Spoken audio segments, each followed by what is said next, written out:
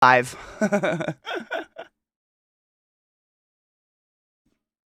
All right, volume. Don't fuck with me this morning. Good morning, everybody. I apologize for being late. I slept in. It was great. It was okay. It was all right. I stayed up too late. What are you going to do? So, I'll give you the update on Vissy if you'd like it so Viss doesn't have to type it. But essentially, she had, 3 or 4 seizures. She passed out 4 times, had a seizure, or a few. We're not sure. They gave her good drugs for the migraine, so that's good. And we're calling the doctor. We've called the doctor and left a message for the doctor that put us on the med that sent us here. I know. Well, I mean, it wasn't the best sleeping. I was up all night with cramps, so like, did I sleep in? I slept a little bit, I guess. It's whatever. Sleep's for the weak. Who needs sleep? But yeah, if you weren't around yesterday, not so fun story. Vissy had a seizure in the middle of Borderlands Day. So we called it. And she went to the doctor and she's home now. She got home at like 1 a.m. Fucking crazy. Just fucking weird and sucks. And it's just a shitty situation, but we're on it. That's how you stay awake all night? Interesting. No, but we still didn't get answers. And I don't know. I've already bitched about this to Vissy. It's like, she was so excited to see this new neurologist. So excited to see this new neurologist. And the new neurologist puts on a drug that gives her first seizure since she had her fucking cancerous tumor removed from her head. And now she's just having them and migraines. And they're putting more drugs on her. And my personal opinion is, let's figure out what the fuck is causing this. So I hope we do that. But I'm not a doctor. Who am I? I'm just a pissed friend. That's it. Just a pissed friend. This is why I could never care for a friend of mine, though. Like, I couldn't be the carer, the medical worker. I'd lose my mind. Yep, and we're going to go see a cardiologist because, we're thinking it's heart rate related or something. Like, just extreme dip in blood pressure is what's causing probably the pass outs or something like that. But, like, why are we getting extreme dips in blood pressure? I don't know. We'll figure it out. It's going to be fine. I can't stop. My brain cannot stop. It just never stops with this shit. Thank you, Glut. I mean, so if you were around for the end of stream yesterday, Crispy and Knives and I, we just backed out of the game. We were like, we're not playing any more of this without Viss because we didn't even know what happened. It was so scary. Like, Viss just went dark. And thank fuck Viata was in both channels, and Viata's like, Viss got up for a second. So I was like, okay. But I got real weird feelings. Like, I don't know how to say this other than I don't think Vissy's ever just gotten up and left her computer without saying something to us ever. Like, that was my very first instinct. Like, Vissy has never done this. She's never just gotten up and left her computer or like just randomly muted herself for an hour. Like, that is weird. And so I already had weird feelings. And then when Wally came into chat and we started discovering what the fuck was going on, we discussed no more Borderlands. Literally the Borderlands story we were on literally was just going into death and stuff. And all of us were like, you know what? We're not in the mood.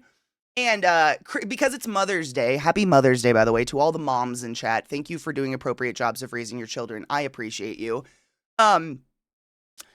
Crispy's got stuff to do all day. He's literally going to be in and out cooking all day. So he can't sit down to play like a consistent game, which is totally fine. We thought we could, like, if people get a chance, we'll pop in and do some random, I always forget the name of the game. Rock and Stone. I just call it Rock and Stone. What the fuck is it called? Deep Rock Galactic.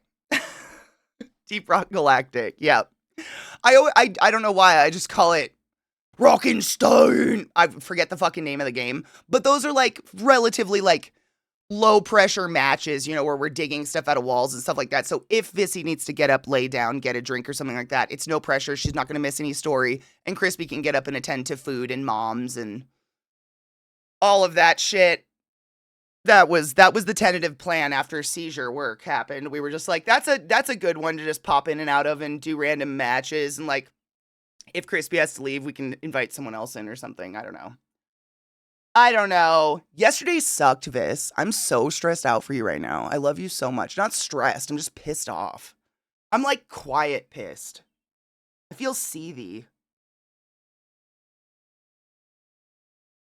Is oozy pissed a thing? I feel oozy pissed. Good morning, BDO. I feel, yeah. Like that creepy silent rage where I just kind of want to sit in the corner of my couch and stew, but that doesn't do anything. I don't like, we should smoke about it. To all of you, I hope you got to sleep in. Deep Rock Galactic, yes, that one. If you're not familiar with Deep Rock Galactic, it's a hilarious little game where you play as like gnomes or what is it, dwarves, gnomes, whatever. And we go carve up. You like, I don't know, you carve up walls and do little missions and shit like that. It's fun. It's a goofy game. We're dwarves, right? Okay. Yeah, dwarves are the ones that live in the mountain. That's what we do. We're dwarves and we dig holes. And it's actually really fun because like every person, it's a 4-man team and there's 4 different types of dwarves and every dwarf has like a special ability, but you need the other dwarves. So for instance, there's a dwarf that has an ability that can put platforms. I think that's the one Knives played last time we played. And they shoot platforms, but they can't get to the platforms unless they shoot up like 20 of them down a wall. Whereas the class I play, I've got a what is that called? Not a slingshot. Hook shot. I've got like a hook shot. So like if we see something on the ceiling, I can be like, hey Knives, can you shoot a platform up there? And then I hook shot to it and then I can get the thing. It's fun. I like that it's like cooperative like that. Dwarves, how dare. I know. I'm sorry. They're all short. They're all short and they're all bald. They all look the same from the top. Grapple gun, that's the word. Yep. Good. Take it, dude. I am nothing but slow today. I don't even knives and although I will tell you this, that Knives messaged me first thing this morning asking for an update on you. He is like, I feel like Knives and I get along on that level in that we both just get fucking angry. Fucking angry. I was going to say infuriated. Fucking angry. When I woke up late this morning, I had a text from Knives literally just being like, hey, Katie, have you had an update from Vis? Just curious. Like, I just have to let you know how many people genuinely care deeply about you and your well-being. So you take all the slow you fucking need. No, not all dwarves look the same. Dwarves and gnomes, they're just all short men with relatively bald skulls. And as a 6-foot bitch, they all look the same from my height. You know? Like, I have no gauge of what your height is when you're shorter than me. You're just short, you know?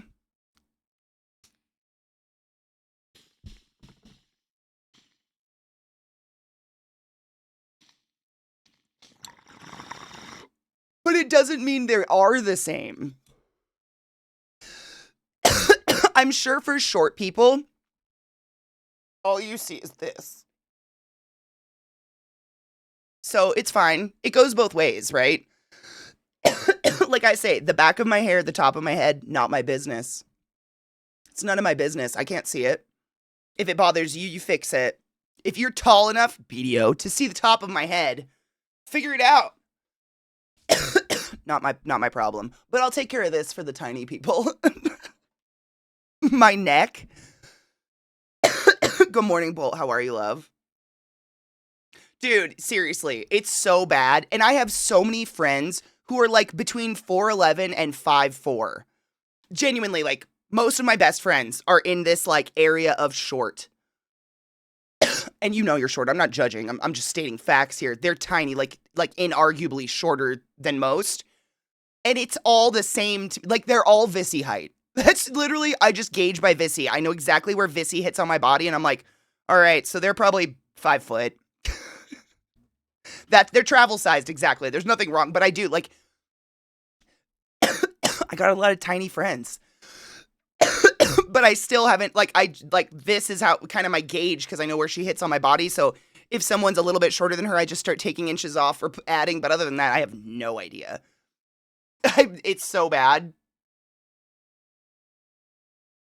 Mm-hmm. Fun sized. Fun sized. Very, very much so fun sized. Yes. I mean, I joke, but like one day I will shove Alchemy in my backpack and I will take her away. Another one of my tiny bitches, like just tiny, like mine. You know what I'm saying? My wonderful women that are in my life, a lot of them happen to be just like excessively short. I don't think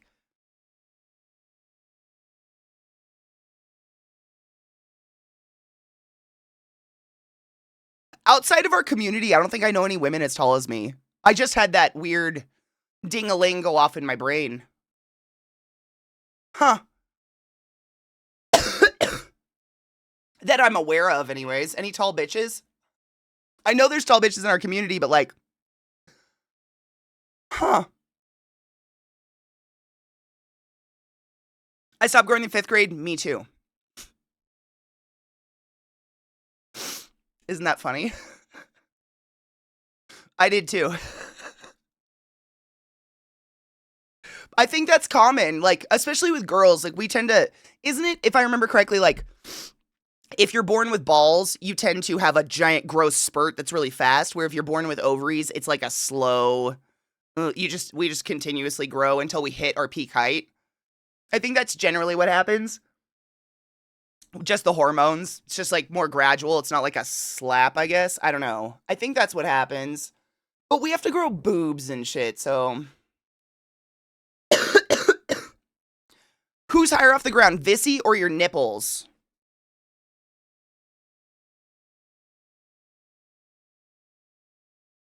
Vissy. Like how long that took me? I actually had to look at my camera and be like, where's my nipple line up on my arm? She is above nipple. I know her by my arm line, not my nipple line. That being said, do you want to know a fun, like biological fact about nipples? Nipples are planned in position on your tit and your body in accordance to where your elbow is, because that is theoretically where you would hold your baby, and it puts their mouth immediately at nipple height so that you can slack your arm and hold a baby, and you're not like doing this to nurse a child or like holding it at your balls to nurse a child. There's actually like an entire biological like measurement. I don't know, like, you know, the mystical spiral or whatever. It literally is this, like the baby with the breast and the arm and everything. There's a whole science to it. Like, your nipples are where they're supposed to be if you want to have babies. Kind of crazy. My elbow. Oh my God, does my elbow go to my hip bone? I don't. Oh, it's like 2 inches away. Damn. So when I sprained my ankle in middle school, I had to get an x-ray of my shins and ankles. My podiatrist thought I had a fractured shin until he looked closer and realized I had such a stark growth plate in my shin. I believe that 100%. So when you get older, no. No, I guess I should say, like, your nipples in your prime, because all of our nipples are going to face down one day, right? Like, that's probably going to happen, but in your prime nipples.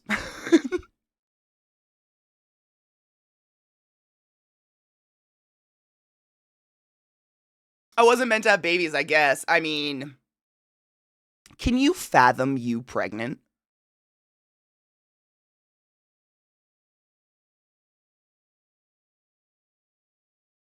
Like, that shit would be bigger than you.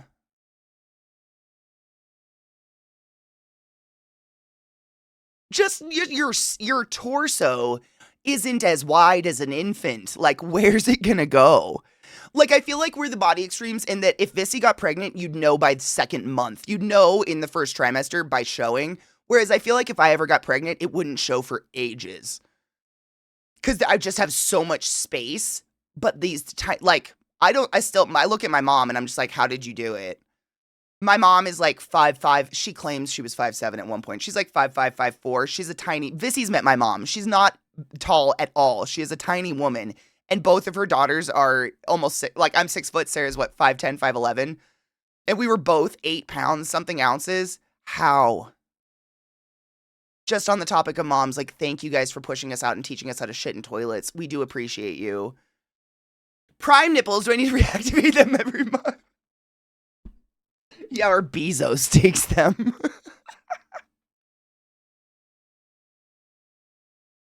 I just forced my friend to hear nice things about herself.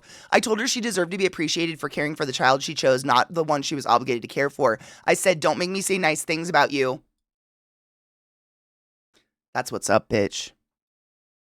I believe that, Vis. It's crazy. Whereas, like, I mean, I think I've told you this story before, but one of the first moment that I consciously remember ever being, like, the first moment I got wary around doctors, I still get very uncomfortable, which I know is crazy considering I worked in healthcare. But I was like in middle school, like 7th grade, I think, and so I had to go get a physical to play sports, and the doctor like pressed on my womb area of my stomach, which I don't think a stranger had ever touched in my entire life, and there was no forewarning, and then had me sit up on the table. Dude looked at my mom and goes, she's gonna have great birthing hips, child rearing hips, or something like that. And that was the moment where I was like, oh, I can't trust you, motherfucker. Like, just creepy as shit. But that's the shit I got growing up. You got baby hips. You got them birthing. What the fuck? Am I a farm animal? And they wonder why we don't want to have kids. In high school, my science teacher was Vissy size. It looked like she was hiding a basketball under her clothes. That's exactly what I picture. Like Vissy putting a medicine ball under a dress. It would be bigger than her. I mean, I can't even imagine. My youngest brother was 13 pounds.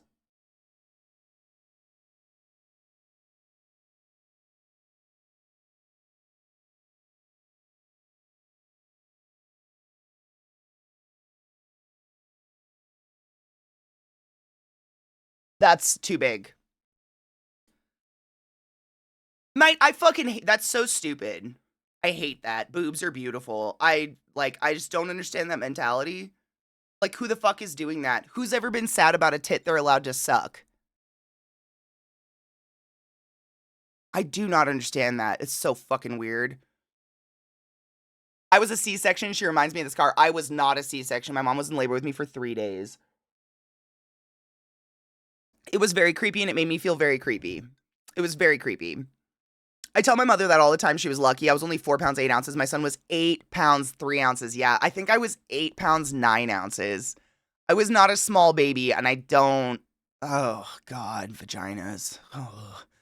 If you're reminded of kicked him out and asked for a new dog, throw that one away. Thank you. I appreciate you. Thank you for being an awesome mom. I wish I would have had that. I did not. My son was 8 plus. I'd have been done after a 13 pounder. Dude, that's a big fucking baby. I'm very uncomfortable with the idea of that coming out of any part of me. When I was in IT, there was a tiny Indian woman walking down the hall ahead of me, just everything normal. Oh, she turned to the side to talk to someone. She was smuggling a goddamn watermelon. I couldn't see it from behind her at all. Isn't that weird? It's just the way a baby sits on somebody and they're like their torso size. It's so fucking crazy. Babies are crazy. My son was 11 pounds. Did you warn your wife of this before? The baby? Or was she like, I'm gonna have a normal baby? And then didn't. Who is this? Is this like a card you hand at the wedding? Like, and by the way, we have monster children. Good. I'm going to start massaging olive oil on your cervix now. Whatever. A 9-pound baby. Damn, dude. There was a lot of us that were big babies. I think Dream, you were the tiny. Were you preemie Dream? Preemie Dream. That's cute. Were you preemie Dream? If a baby comes out feet first, they technically wore their mother as a hat. You want to know a joke I said at the table one time with my family that did not land whatsoever? Because my family has no sense of humor. I don't know what the fuck happened. My mom, my dad, and my little sister and I are all sitting at the table eating dinner. And I think it was a Mother's Day or something. I don't know. And I was like, you know, everyone at the table has been inside Mom. Mom, how does that make you feel? What? Ugh, don't be weird. That was hilarious. I'm sorry. That was hilarious. I think Sis Sarah must have laughed. She probably laughed at me. Wasted on the unfunny. But it was funny. Moms, if you ever sit at a table with your kids and your partner, just sit in that moment for a minute and realize that literally everyone at that table has had their face up in your canooner. Wild. Wild. And like most of them, you made with your panooner. Who needs a paintbrush? Just get a pussy. You can make a people. That's magic. That's just plain and simple right there. She did have him vaginally. Oh my God. That makes me clench. I am doing the most strong fucking kegel of my life right now. They induced for a day, gave her the night off, induced day 2. It took almost until day 3. I was the 3-day baby. But I was only 8 pounds, 9 ounces. Your wife's literally a superhero. Oh my God. Do you have more than one child, or was that it? Did she say no after that?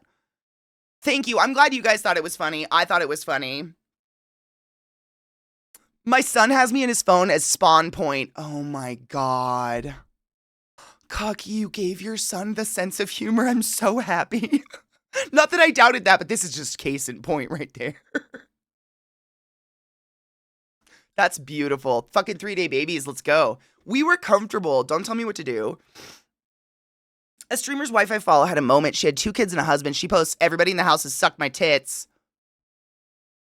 I'm not the only one with a brain like this. It's just real. But isn't that wild?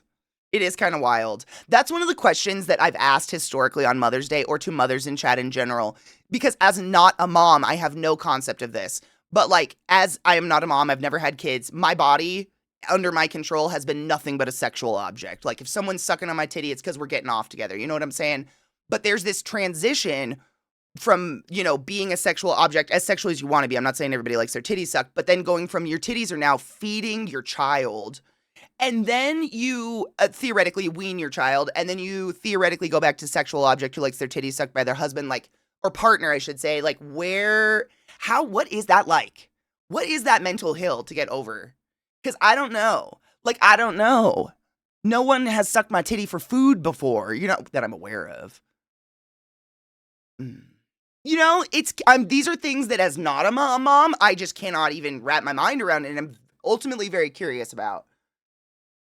Like, in general, you could really speak about that as to the whole woman form. Like, you go from being, like, mother, create life, and then, like, assuming you want to go back to normal sexual relationship with husband or partner or whatever, then, like, going back to sexual being where your child isn't sucking on your titties anymore, but they definitely did for a while. Do you, like, break up with your kid a little bit? Is it a little bit of, like, an emotional breakup? It's a different emotion, that intimacy between child and mother. Like, I'm completely aware of that. But I feel like it's kind of like you're one. And nursing your child, if you can, is like a continuation of being one. And then kind of that.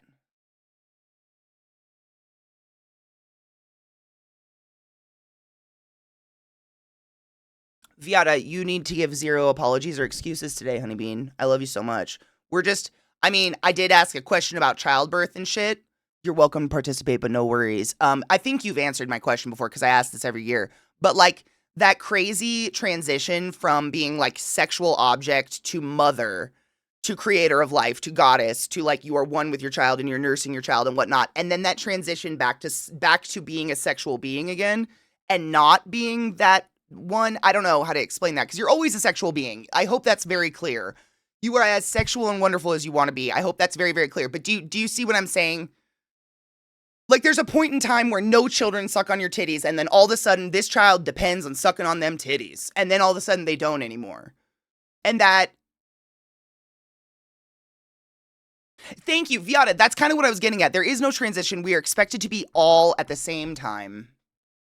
That was kind of my assumption. But, like, I don't plan to have I'm not going to have children. So I'm glad I have resources like you guys to ask these questions because these are just mysteries to me. I will never experience this.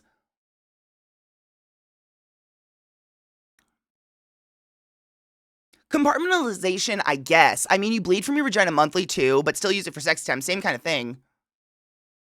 I never thought about it like that.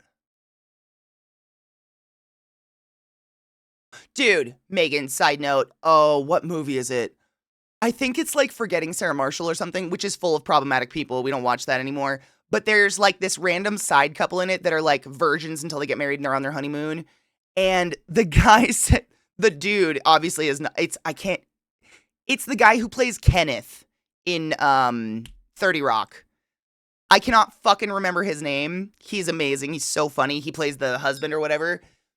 But he's like, why did God put a sewage pond right next to the playground? And that has stuck with me my whole life. Oh, Night Bitch is oh my God, we should watch that tonight. If everyone's down, so we have a movie night every single night in our Discord. If you're unaware, everybody's invited. 7 p.m. Eastern. We watch 2 movies, usually a night on the weekends, and then on weekdays we watch shows. We've been doing it for over a year now. Literally, we've watched thousands of movies at this point. It's insane. Night Bitch is literally, I worship that movie. If you're a mom, I think you need to watch it. It's about it's about kind of this conversation we're having right now, literally, and I didn't even realize it. It's just clicking. It's brand new. It's got Amy Adams in it, who's a fucking bombshell. Like, Amy Adams is, in my opinion, just perfection. She does such a good job in everything she ever does, all of her roles. Oh my God, it's such, I could go on and on and on, but it's all like the mental perspective of a woman going through being a mother, and she's alone like 90% of the time because her husband is the breadwinner and he works all the time. So she's like in her head with this child being like a feeding machine, never sleeping, the exhaustion's hitting, like a level of psychosis. Like, it's so visceral for me to watch as someone that I will never experience this. I value media like this, like crazy hot, but oh my God, if you haven't seen it, it's so good. I don't want to ruin it, but I feel like there's no way for me to explain it that will really impress on you with how fucking wildly good it is.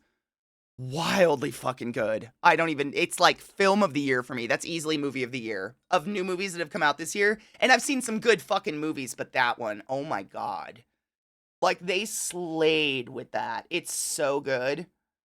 And I'd love to watch it. It's called Night Bitch. One word, Night Bitch. Amy Adams stars in it. I'd love to watch it with all y'all moms. Genuinely, I'd like to hear your, like, how legit, how much do you identify with what she's going through, her mental process? Like, a lot of the movie is Amy saying something out loud, and then you hear what she really wants to say coming out of her head. Like, the crazy of, I haven't slept in 3 days, my nipples are bleeding, blah, blah, blah, blah, blah, blah, blah, but that's not really what she's saying out loud. Do you know what I'm saying? So you're getting just this inner workings of a brand new mom alone at home with a baby 90% of the time with kind of an inattentive partner. And it's so well done. It's not corny. It's not a rom-com. It's nothing like that. It's so well done. Amy Adams is just fucking, I love her so much. She just does so good.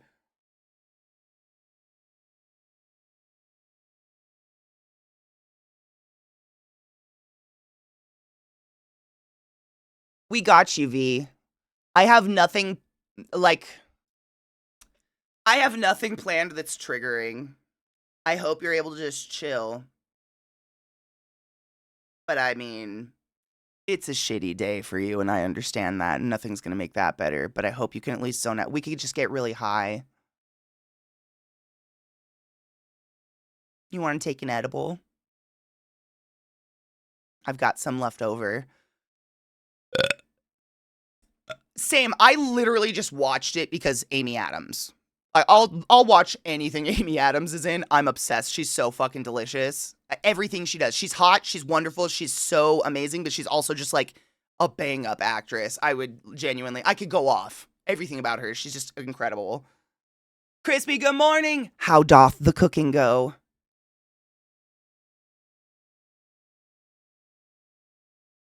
It's not a how do I put this? It's not a movie designed to make you feel shitty about her situation. It's a movie about her empowerment in her situation, if that helps, Katie. Like finding inner strength, like that inner mother goddess power. Lil agrees. Can we not? Lay down. Lay down. You're very ferocious.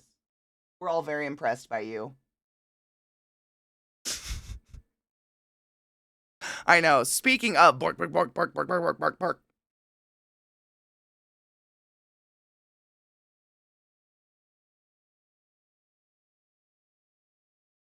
We can do a faded Sunday. I have these. They're the ones I was talking about that I got because they're shaped like a Camino can, and I was hoping they'd be Caminos.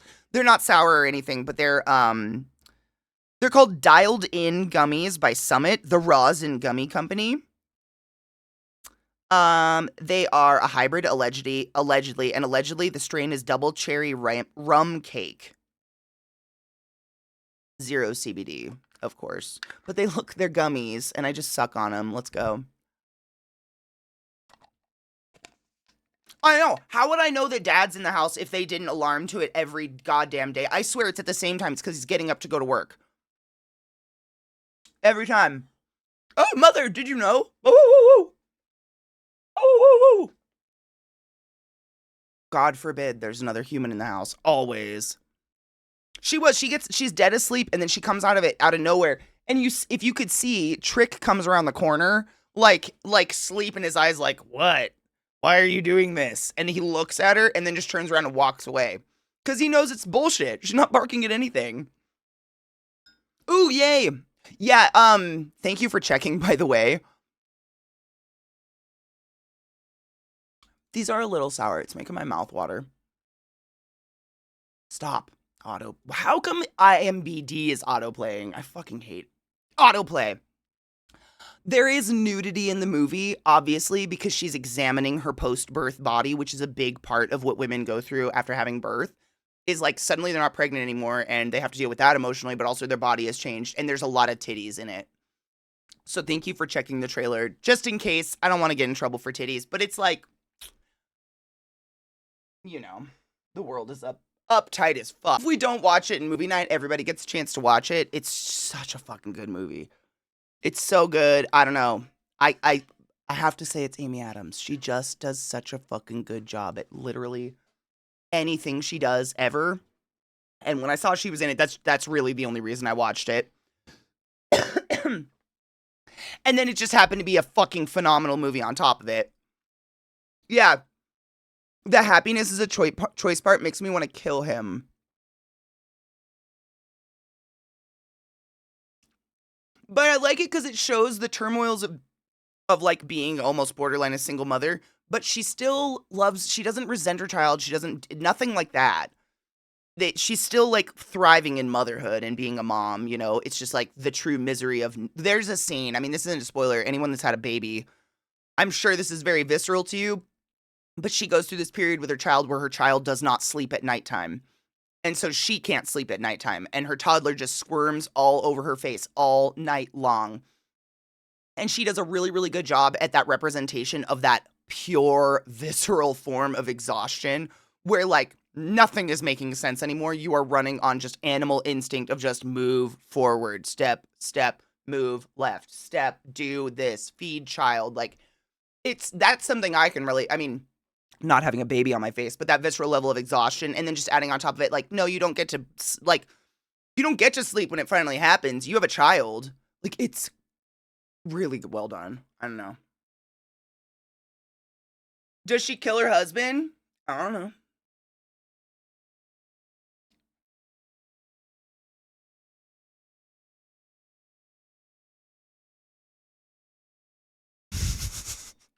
If you wake him, I will leave you.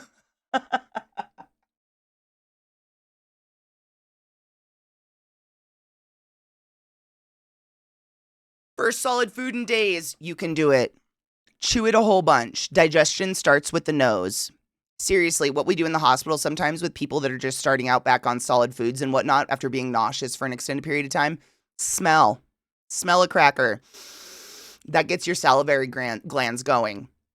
Little lick or nibble gets more salivary glands going, and that lick and or nibble literally gets stomach acids going. Like, food starts with smell. We all know that. It's like food foreplay. But digestion starts there. So you know,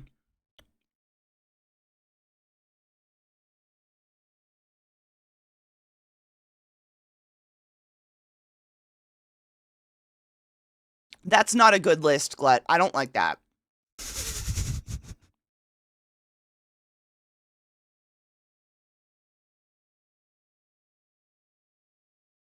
Hey, two things can be true at one time, Socrates.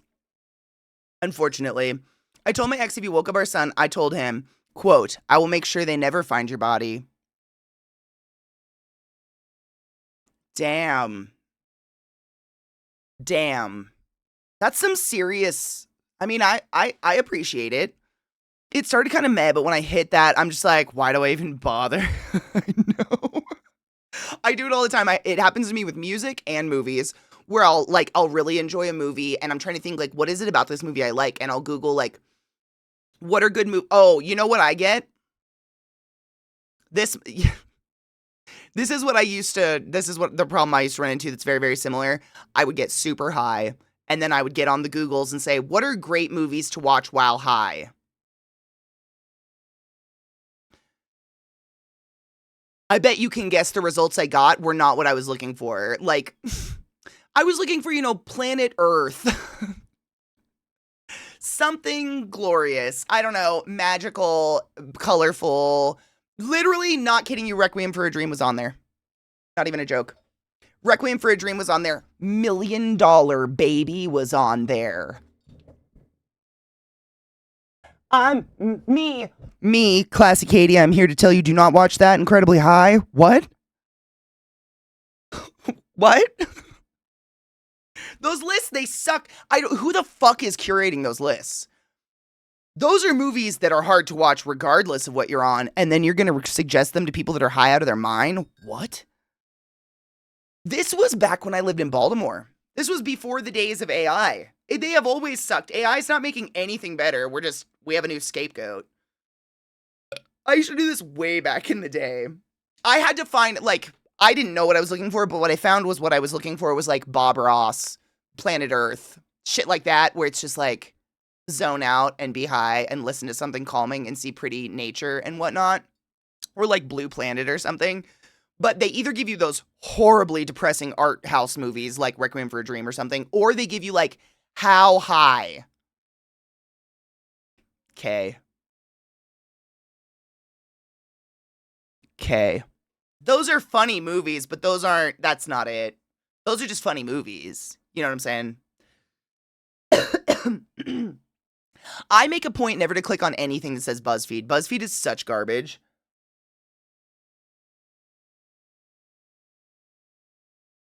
Oh, Socrates 100%. That's exactly what will happen. It's very unfortunate that it takes time, but that's what will happen. You have to be unsober to even watch it, let alone enjoy it. Thank you. Yeah. Yep.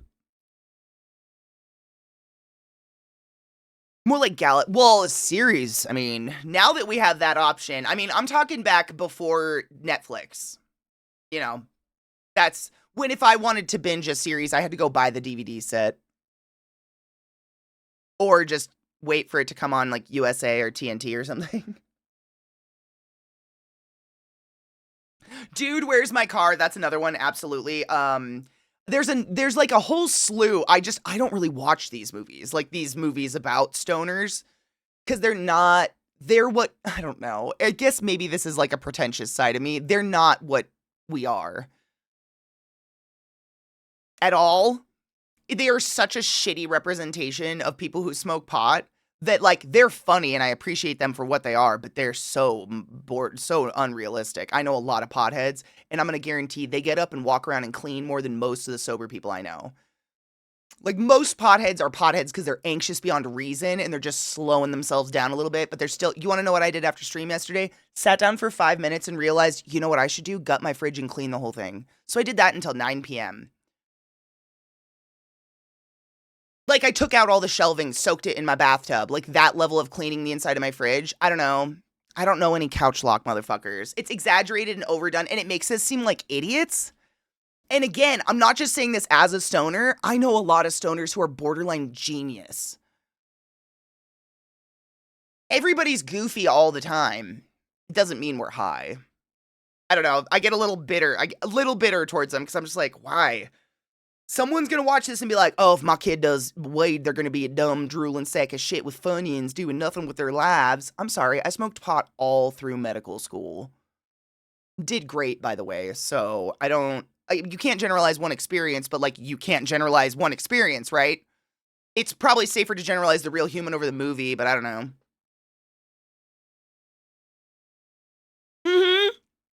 Stoner movies are what sober people think stoners are like, who don't know stoners. But, like, I have full faith. I know I'm preaching to the choir. I have full faith that every single one of you would never speak to any of the stoners in this chat being lazy or whatever. You guys know us. We don't stop moving. Like, weed just, it's whatever you want it to be. You can smoke it to chill out and relax, or you can smoke it to do stuff. Like, I just don't like that stereotype. It's stupid. Exactly. What everyone thinks I look like when I'm high. Exactly. Yep. Yes. I cleaned the garage and basement in one weekend while wickedly high. Shit got done that weekend. Yep. I get shit done. Yeah. It, like, the best like explanation I've ever been able to come up with for what weed does to me is I'm not like, you guys know I nurse a bowl for quite so many hours. I'm not smoking to eliminate, like, my thought process or my brain or anything like that. But what life feels like, and I've come up with this wording with my therapist, life feels like it's got a lot of sharp edges, and I feel like I have to curl in on myself to constantly avoid all of these sharp edges all the time, and weed just smooths them out. So I can roll off some stuff now. It's not everything's a knife edge. And it just makes it a little bit easier to just, like, not get so mad at myself all the time.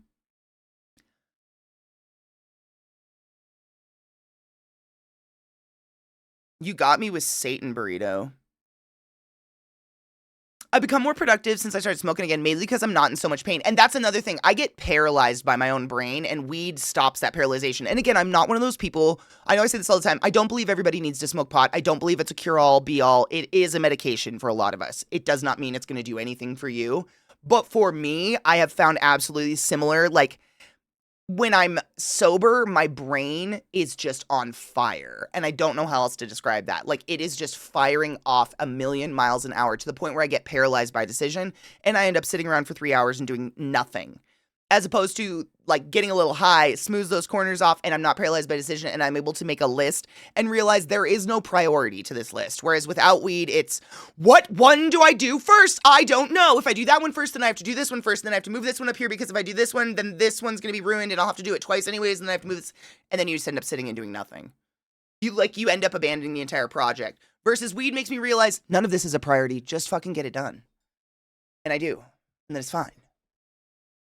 Paralyzed by analysis, hard.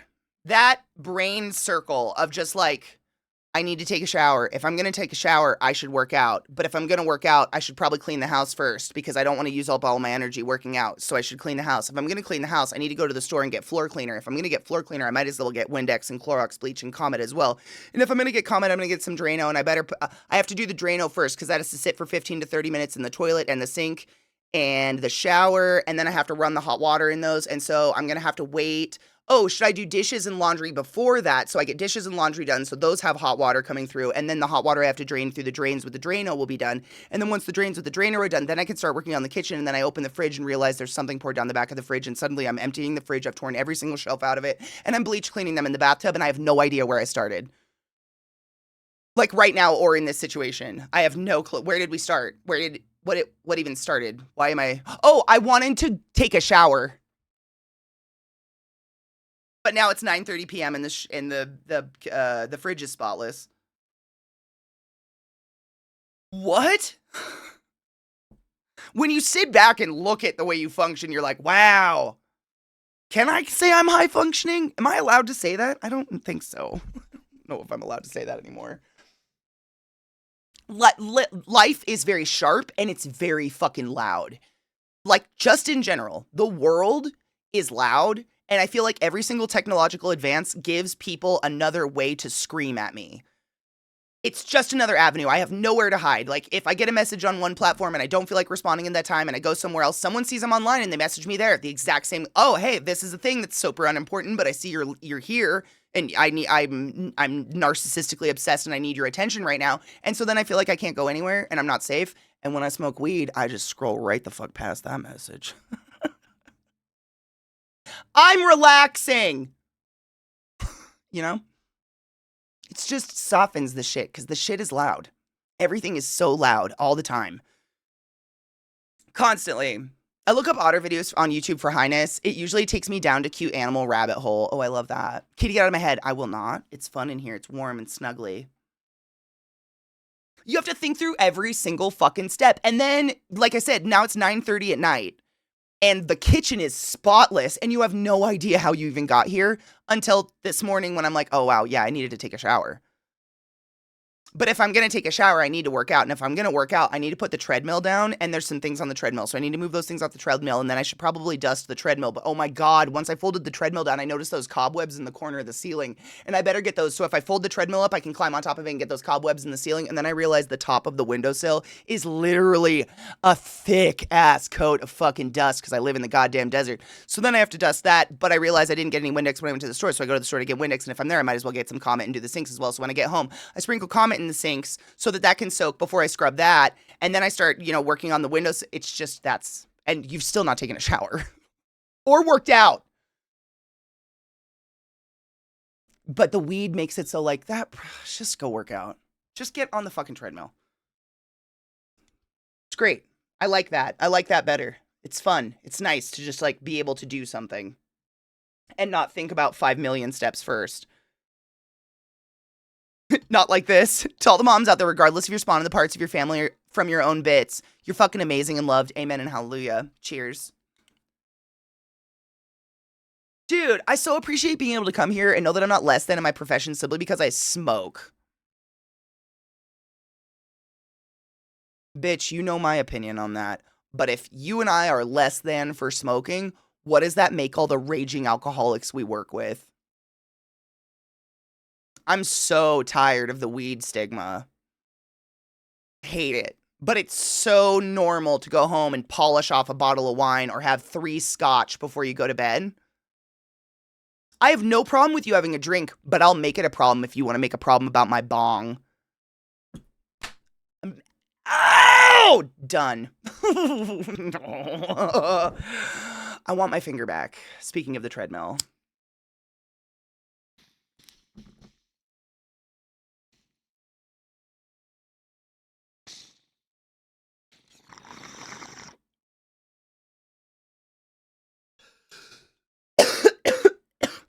Which nicotine stigma?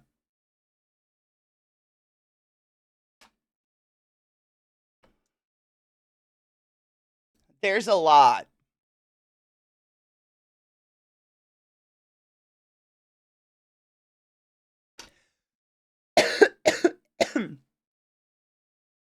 Was it 2:30? Jesus Christ. The have you tried just not? Fuck off.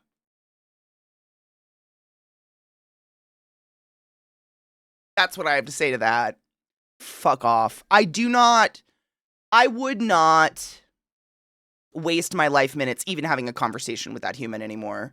I'd be like, oh, go fix your brain, and then maybe we can communicate, because right now this is not the same language. Bye! Make sure to have a good trip.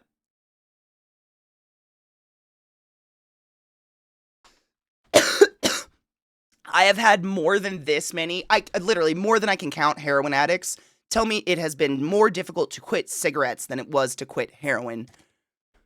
People who have never experienced addiction, whether personally or otherwise, need to shut the fuck up. Just shut the fuck up.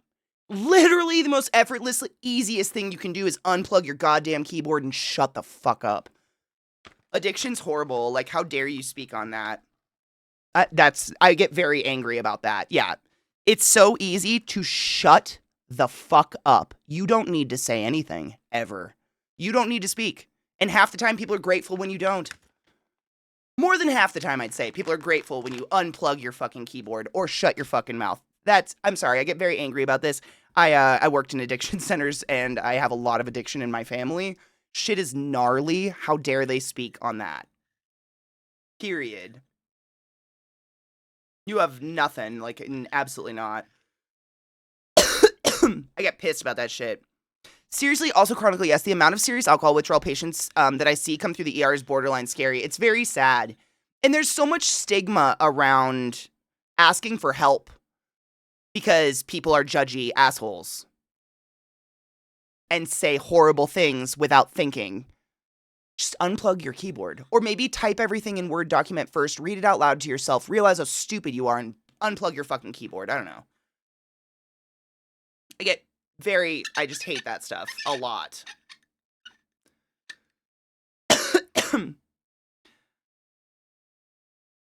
Why didn't you warn me that starting your own business is so much work? I'm pretty sure, Silver, that when people ask me my advice on streaming, the first thing I ever say out loud is, don't do any of this unless you have to.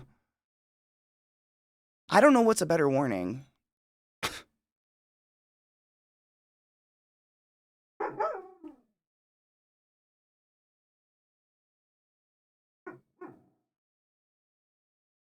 She chews on her bark. She like tries to chew it back. She's such a nerd. I didn't say stream. I said do this, which is start your own business. Why? No, she just doesn't care. She just barks to bark. She doesn't actually care what's happening. That's the hilarity. She barks, I think, to get Trick like riled up most of the time, and then she just lays there and watches. She's such a little bitch.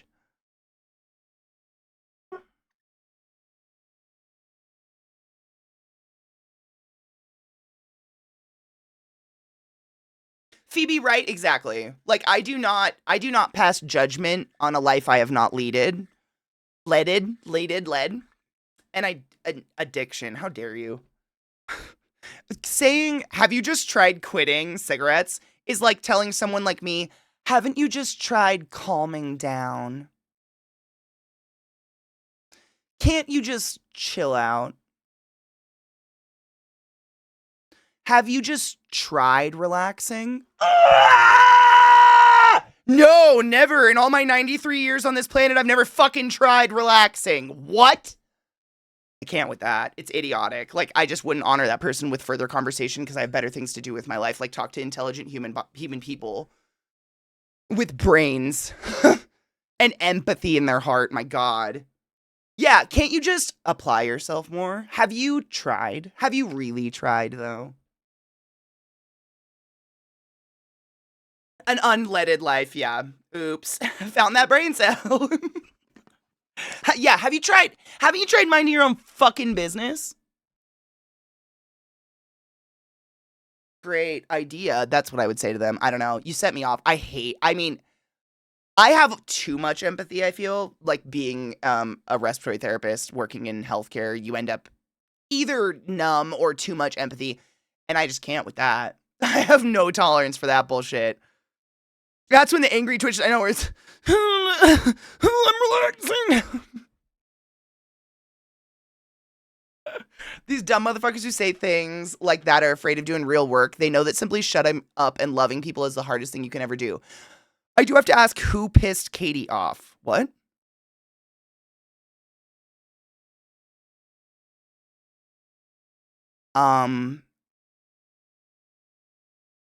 My lover and one of the only reasons I'm alive had a seizure in the middle of playing Borderlands yesterday and ended up in the emergency department of a hospital until 2:30 a.m. My nerves aren't well. So thank you for letting me vent. But I guess that situation pisses me off. That might have started me. But, you know. No, Vissy. This is what I'm saying. If you weren't around for Borderlands yesterday, you really missed out. Vissy had a literal seizure in the middle of us playing Borderlands and had to go to the emergency room and was there until 2:30 in the morning. And while my day is nowhere near as bad as hers has been, like, Jesus fucking Christ, getting poked at and pulled at and given new meds and stuff like that, like, she is literally one of the reasons I'm alive, and I love her, and I don't like any of this happening to her. So I apologize if I seem on edge, but I am deeply, deeply stressed for my friend, who, just to remind you all, like, a few years back had a cancerous tumor pulled out of her nose from her brain, literally Total Recall style. So, like, anything that has to do with her brain is serious. Just throwing that out there. Horse. What? File, thank you so much for $10 to our St. Jude charity. I appreciate you. For those that don't know, we are raising money for St. Jude. We have raised a total of $3,045. And for the next 24 hours, if you donate $10 or more, you get to add a mystery ingredient to a fun sandwich we're going to put together, and it's whatever you want. So thank you, Vile. Vile chose our bread already, which is going to be hash browns. What would you like us to put on it? Oh, the bot is dead. Oh, good. Good. Literally, yes, Sins. Isn't that crazy? She had a chordoma. You can look it up. They're very, very rare. But it's quite literally a brain tumor that the most non-invasive way of removing it was to drag it out of her brain through her fucking nose. All of this very hardcore shit, right? Like, what the fuck? We're just not going to do that again. It's Stream Elements. Let me see if I can go. I'm going to try to, you know.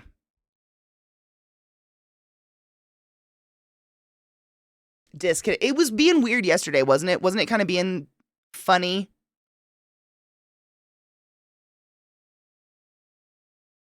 I want to say it was.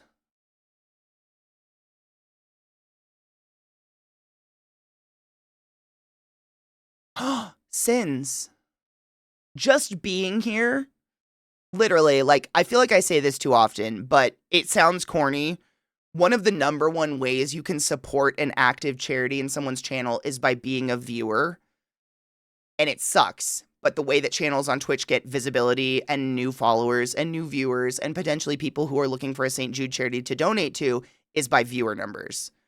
So the higher your viewer numbers, the more likely people are going to find you that are looking. I mean, there are genuinely people out there who have money to spend and they're looking for St. Jude charities to put money in because they had a child saved by St. Jude or they themselves were, et cetera, et cetera. Like, financial support of the charity is fucking insane and I feel excessively grateful for it. That being said, it is so by far the be-all, end-all of any of that. I just appreciate you being here. Chatbot. I'm going to part it, and then we're going to sit for a minute with it parted from the channel and see what happens. Sauerkraut. I actually like sauerkraut. I'm not mad at this. I'm not mad at this.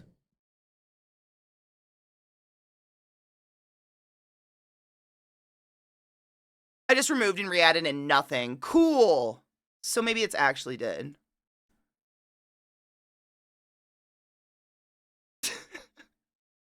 Have you noticed the options when you re-add it? Stream Elements joined your chat. Mod the bot. Neat. Those are the options. Neat. We'll see. Oh. I see a Stream Elements. Maybe it's finally working. Oh, pizza didn't work, though. What? Wait, though.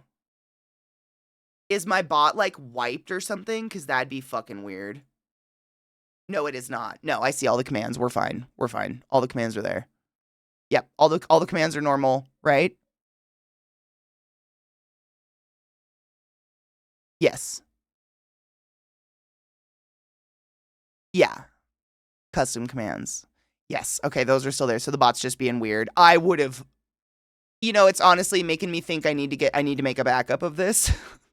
I don't think I've done that. I should find a way to make a backup of all of these because we have a lot of emotes, dude. That would suck. Fuck, that would suck.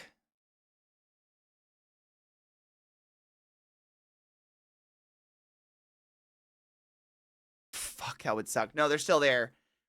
Yeah, I'm legit looking to see if there's some way we could make a backup file of it. I don't see anything, though. Command variables, bot language, add new command. I'm going to keep this page up and look for that. I don't know why the bot's in there, which is... Oh, there's a bot. There's a cheers, Stonies. Oh, I don't... But did it cheers for horse?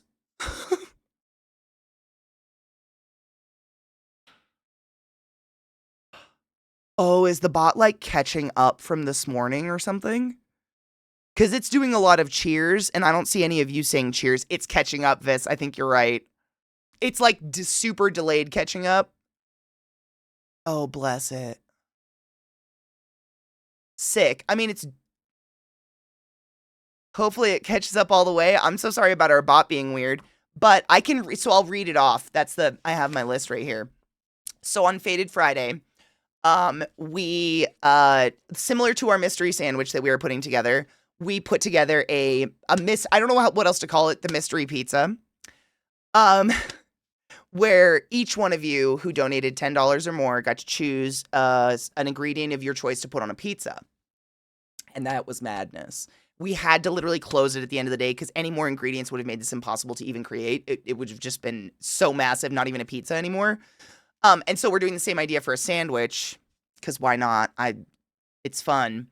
So I'm gonna read to you these ingredients as best I can. My handwriting isn't the best.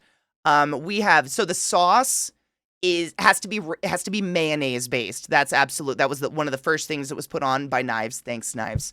But we have French fries, mayonnaise, dried minced mint leaves, crickets, mozzarella, coconut Red Bull, scorpion pepper Tabasco, smoked Gouda, ranch seasoning, red pepper flakes, bacon.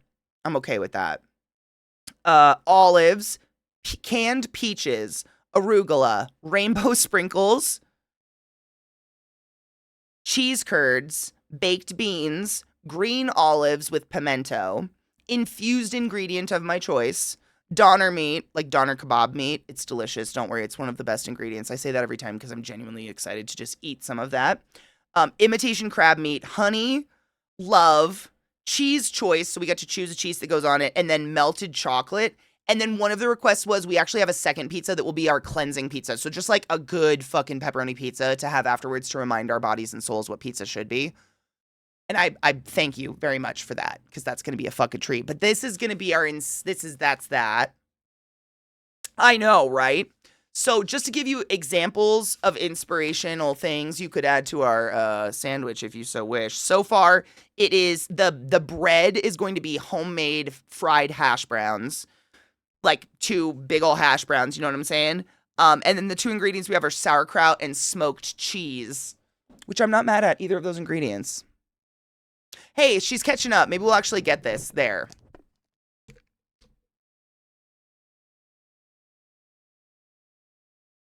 Oh, Sin's hard, yeah. There's something mental for me where when I type things, like if I typed notes, I do not remember them. But if I write them, I almost never have to double check them. They're now here and I remember them. It's weird. I don't know if that's just because I'm old and I'm used to writing.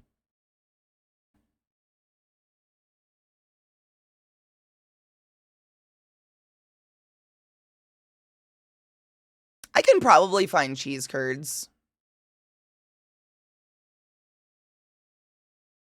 It'll be a fun day of searching weird grocery stores downtown Denver for me. Like the world markets and shit like that for some of these ingredients. I live in a very Hispanic area, so the vast majority of the grocery stores around here heavily lean towards Hispanic recipes. So anything like sauerkraut, probably not in my grocery store, even in the pickle section, because that's just not something that they eat at all. Little weird things like that are probably normal in some parts of the country, super not normal here, so I'm gonna have to do some exploring, but I like doing that, so I'm excited.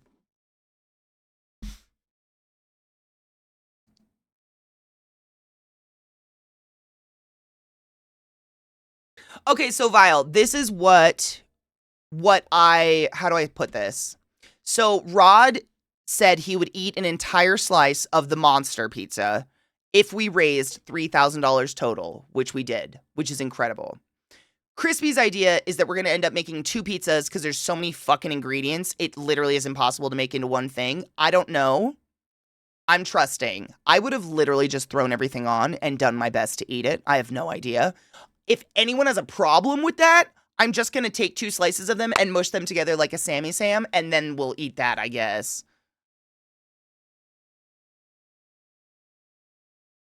I'll do my best. It just has to be edible. I mean, like, I want to be able to pick it up and pizza it. Like, it's not pizza if I have to cut it with a fork. How do I convince you it's pizza? That's what we're doing. Not deep dish style. We're doing it, like Detroit style. So where the bread is, like, real thick, like focaccia. So then it can, like, hold up under all the weight of all the stuff. You're welcome, because pizza's delicious. I love Detroit pan style. It's my favorite. I do not like deep dish pizza. I've never had it where I enjoyed it. That's just a casserole and a crust, and it confuses me. I like my favorite pizza is like super light sauce pizza. I don't if pizza sauce gushes out at any point or drips off at any point, I tap out. That is not the pizza for me. I like super super light sauce. And deep dish is basically sauce soup with some stuff in it. Ugh. We created the monster on Friday. But for those that missed Friday, that's why I put the sandwich one up. So if you would like to participate in the sandwich.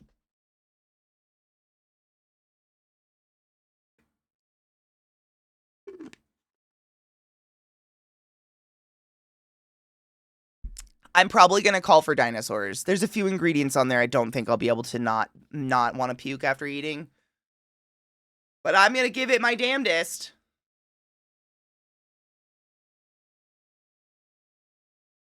You can export a command one at a time. What the fuck?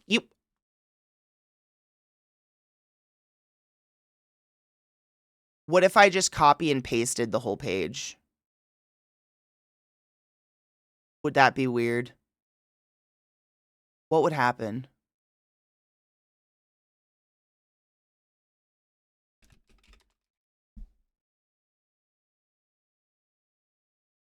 Google Docs is really bright.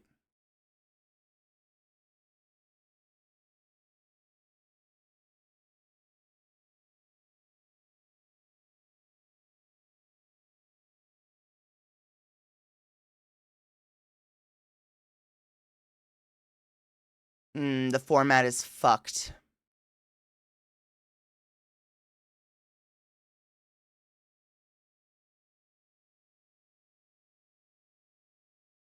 Bummer. I just copied and pasted it into a Google Doc real quick to see what it would look like. We shall shwee. Same, Viata, hard same. If there's enough sauce on a pizza for it to drip off, it's too much and makes me sad. I hate it. It's gross. That's wet bread. I'm not into it. There's a genetic trait in some people where cilantro tastes allegedly like soap or just like really bad. Like they just can't get over it. And that's arugula for me and also imitation crab. I've never had anything in my life where you could hide the imitation crab because it's weird and sweet. And I don't like that. And arugula is poison. I'm here to tell you, it's actually super bad for you. We should all stop eating it so they stop producing it. Your eyes will fall out if you eat arugula. And your lungs shut down. They collapse when you go to sleep. If first thing in the morning, if you take a really deep breath, you can hear each little alveoli go. Hear the bullshit spewing out of my mouth? Arugula fear. That's what it does to you if you eat arugula. Don't eat arugula. Cheers.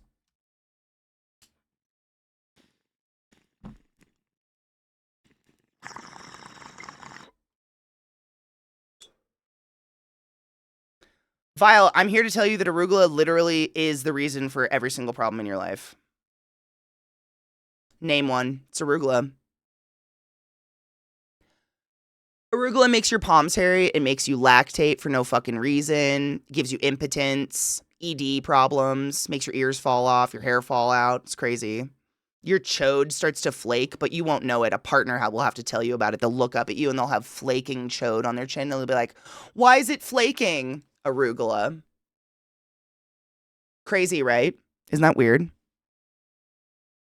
Polaris dissipate.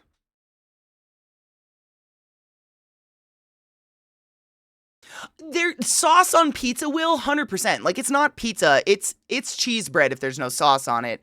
But I just don't want it's not a main character. I don't know how to put that. Does that make sense? Arugula made your parents get a divorce, exactly. Good morning, Sarah, my love. How are you?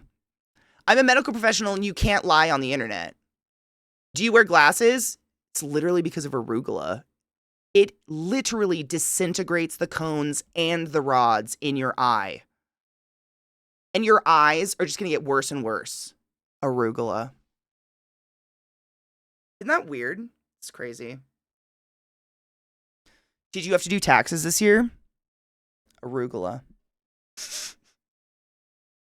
Asthma? Arugula. Constipation? It's probably arugula.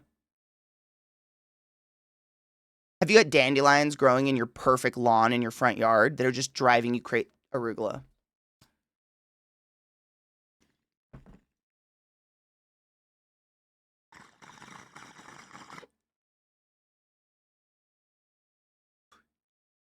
Please stop. Do you love arugula?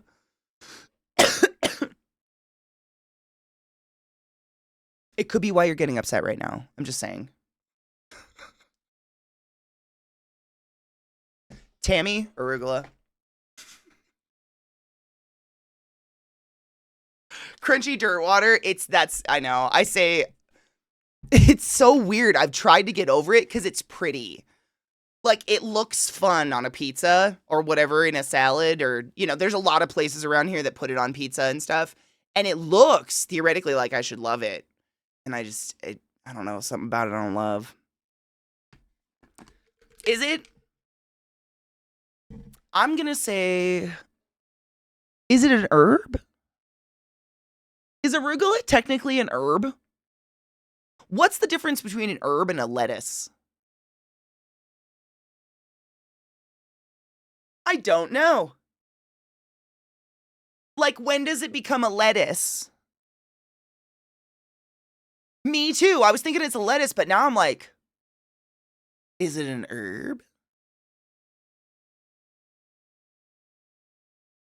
Side note, is lettuce a flower? Or is there a flower in the middle that we just never let bloom? How does lettuce pollinate?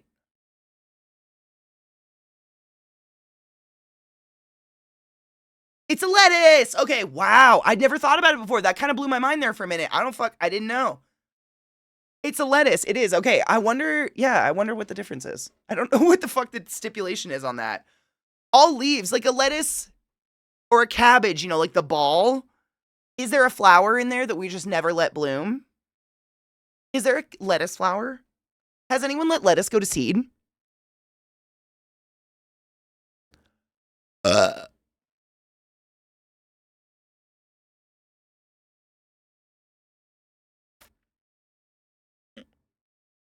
I'm gonna Google. Not cross-fucking the lettuces. We're horrible. Madam, your lettuce tastes quite cross-fucked. It does. I was gonna say, I was literally guessing if it bolted, because I think that's what kale does. So arugula is more of a cruciferous vegetable. So we can blame arugula for farts. 2. That's what you're saying. So all the methane, arugula.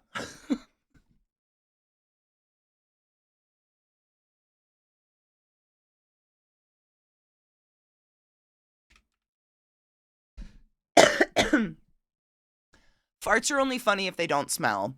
Lettuce flowers, a sign of bolting. Oh my god, they're kind of cool. They look like little dandelions. My dudes, lettuces do shit. I've never looked at this before in my life. That's a lettuce that went, I'm gonna get fucked. And it did. That's kind of wild. I've never seen one do that before. I've never grown, it's way too dry here for lettuces and stuff, unless you did it in the fall. That's cool. So would a cabbage do that? Because that looks like the flower. What a misleading creature. What's a cabbage flower look like? My kale did this. Ooh, what's that? Pretty. Miners, don't forage. Don't do that. I'm not going to suggest that. You might get poisoned and die, but that's pretty. Interesting. I didn't know. Cabbage flowers. I want to see one. Hold on. I was thinking it would be like like an artichoke. You know how an artichoke is like the whole green stuff, and then there's like a flower inside that we kind of just never let come to light if people are going to eat its leaves. Where's the flower? Hold up. Where's the cabbage flower? Is this it? Cute.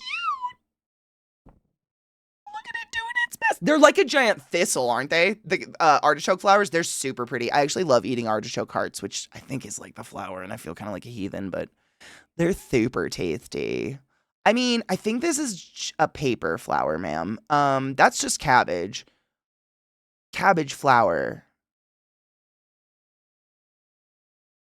I guess that's the best it's gonna give me. No, you have to do better. I mean, cabbages are pretty, don't get me wrong. But that's not it, right?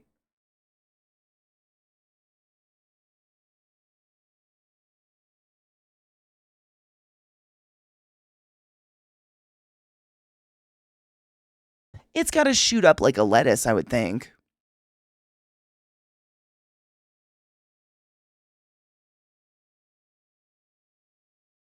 Vile, that sounds like some farts. A lot of them kind of look like a Pokemon, to be honest. I don't want to see skunk. I mean, I guess skunk cabbage is a flower, but that's not what we're looking for. Cabbage gone to flower. It's like a little dick right out the middle. Oh, can you eat it? It kind of looks like a broccolini. Is that where you get broccolinis? I think instead I will just eat of the flesh of a cow. Same. Same. I don't like chard either. I've never understood it. Like, I like most leafy green vegetables. I can get around it, but I don't understand what to do with it to make it not sour. It's always sour. The cabbage is the flower, so this is like, it's literal dick. It wasn't just me being weird. It's the stamen.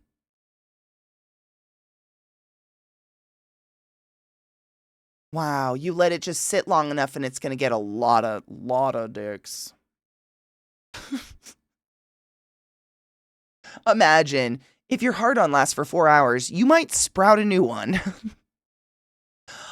Oh, he's excited.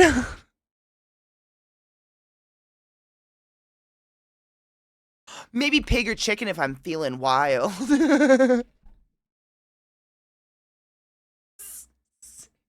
I might throw a potato in there. Ooh.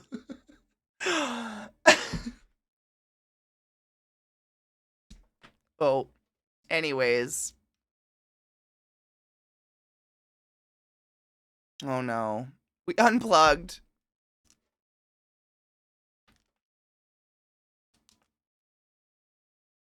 Dude, fucking potatoes. I'm actually trying to get some, like, potatoes that we didn't use and went kind of squishy. I'm trying to get them to grow eyes in a window so I can plant them in my garden. I just want to grow potatoes. I love potatoes. I tend to go with pork most often for simply the reason that I feel bad about eating any animal, but my family raised pigs and they were assholes. Like, they're so smart and they will bite your Achilles tendon and tear it out of your leg and eat you if they can. And, like, my vindictive nature says, fuck pigs, and I eat them. Don't fuck pigs, just eat them. You know, don't be weird.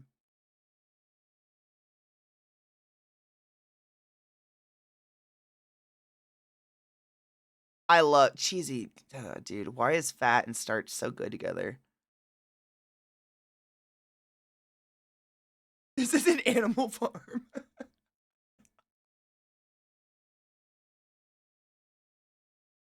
Yet. Pork is also delicious. Like, I've never been excited about chicken until I started consuming thighs. Giggity. Yet. Uh, I grew up in a very, like, you know, low-fat diet, kind of like the era of that, sugar-free, whatever. So it was all about chicken breast. Everyone was like, you gotta eat a boiled chicken breast with some boiled broccoli over the sink and you'll be so skinny because nothing tastes better than thin or whatever. And then, like, my early 30s, I think I finally was like, I tried a thigh and I was like, oh my God, chicken can taste good. Like, chicken can have a flavor. Wild. Thighs are where it's at. Chicken thighs are incredible. Huge fan of a chicken thigh. Yeah, they're the best. They're so good, and I don't know why thigh or breasts became such a huge thing. No pun intended. I'm same. I was never a huge fan of drumsticks, which was the only other dark meat in my brain. Like there was thighs and there was drumsticks. I was taught, and I hate to say this, that I was taught that dark meat has more fat, so it's not for the ladies. I hate it. I hate it. That's not it. But also the drumsticks for some reason, and this might have been because it's farm chicken and not like pretty ass store-bought chicken, but there was always veins in it. So like you'd get a chunk of chicken off and then there'd be this chalky ass bloody vein or whatever up in it. I just hated it. I've never run into that on a thigh meat though. Yeah, like there's a textural thing there. I have no mental problem with eating vasculature of an animal. I'm eating the animal. Like I have no problem with that. It's this texture. Ladies eat whatever makes you happy. Yeah, huh. I'm gonna eat whatever the fuck I want to eat, and I do. And I'm in the best shape of my life. It's incredible. Yeah, same. Like it's just they're gross. They have a weird texture. But once I got thighs, I was like, oh yeah, this is why people like chicken. Is chicken thighs. I mean, to be very medical about it, everyone needs to be consuming healthy fats from animals and from fish and from nuts and places like that. Healthy omega, the essential amino acids. They are called essential amino acids because essentially, so sorry, not funny, your body cannot create them. There's a ton of amino acids you can create. Your body synthesizes them from other ingredients and makes them for your brain to work. You cannot make in any way, shape, or form, you are not able to synthesize essential amino acids, which you have to consume via animal flesh of some kind, whether it's fish oils or nuts. I guess not essentially fats, or not essentially just animals, but nuts and things like that as well. You have to get them in your diet. Like, we need those healthy fats. Like, our brain does not function. A fat-free life outside of a doctor's suggestion, obviously, I'm not your doctor. This is not medical advice. This is just a bitch on the internet. But we all need healthy fats in our diet. Like, to speak very medically, if you have ovaries, you cannot ovulate. Like, your body will stop ovulating and stop having a period if you drop below 14% body fat because your body now deems your reproductive organs not necessary. That's the state your body is currently in, and that's very scary. Please seek a doctor. Well-rounded. Yeah, you need a little bit of everything. I love carbs. I love fat. I love it all. But those healthy fats are so important. I've eaten Rocky Mountain oysters, elk heart, and a snake, so I don't think I'm afraid of eating foods that are weird body parts. Honestly, I don't think have you ever thought about that? Why did some body parts become weird? I'm a huge proponent of if we're gonna kill an animal, use every fucking bit of that animal for something.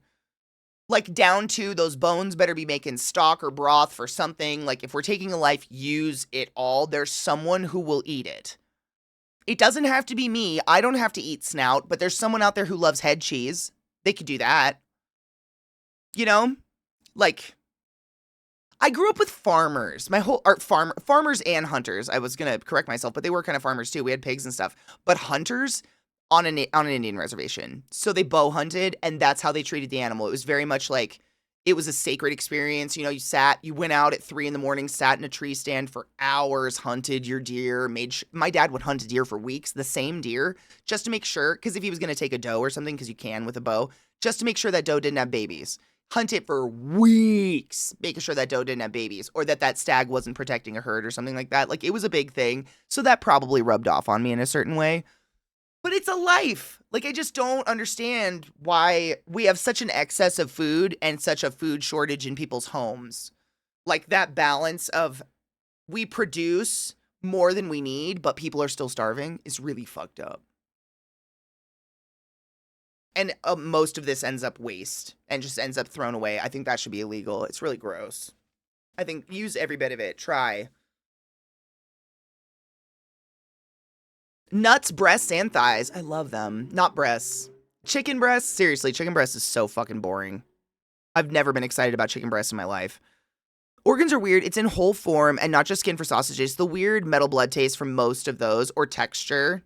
Do you think it would be quote unquote weird though if we were raised eating it the way we are raised eating very boring cuts of meat, i.e., T-bones and chicken breast and Like, that's not weird to us just simply because we've been fed it since day one.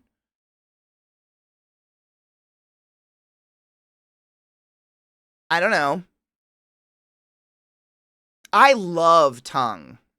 Lengua, I think, is so fucking tasty. I think it tastes like pot roast. But I mean, that's me. I don't know. To each their own. I think we'd be fine too. Like, I grew up with not a weird notion about organs, and we were just talking about this the other day. Like, I know a lot of your parents were the same.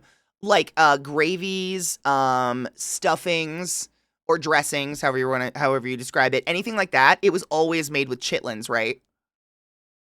And I don't know about y'all, but I really, I was that weird kid that was like, can I pull the guts out? Like, I'd pull the sack of guts out, but the guts were used. Like, they were absolutely chopped up and they'd be like fried up or something in butter and then used in the dressing or a stock or a sauce or a gravy or something. So it was never weird to me. Like, I'm not kidding. This is you reminded me, this is a fun story. So growing up, like for Thanksgiving, say, there would always be a batch, and it's the same thing, but there'd be a batch of, let's say it's stuffing, right? Stuffing. There'd be a batch of stuffing made with the chitlins and everything. Half of it would be stuffed into the bird, and half of it would be laid out into like a casserole dish or like a 8x8, something like that. And then they would lay, because this comes inside the turkey, the neck, they'd lay on top of it, and then was that it? It was just the neck, right? Yeah, it was just the neck. They'd lay the neck on top of it and they'd cook that one in the oven.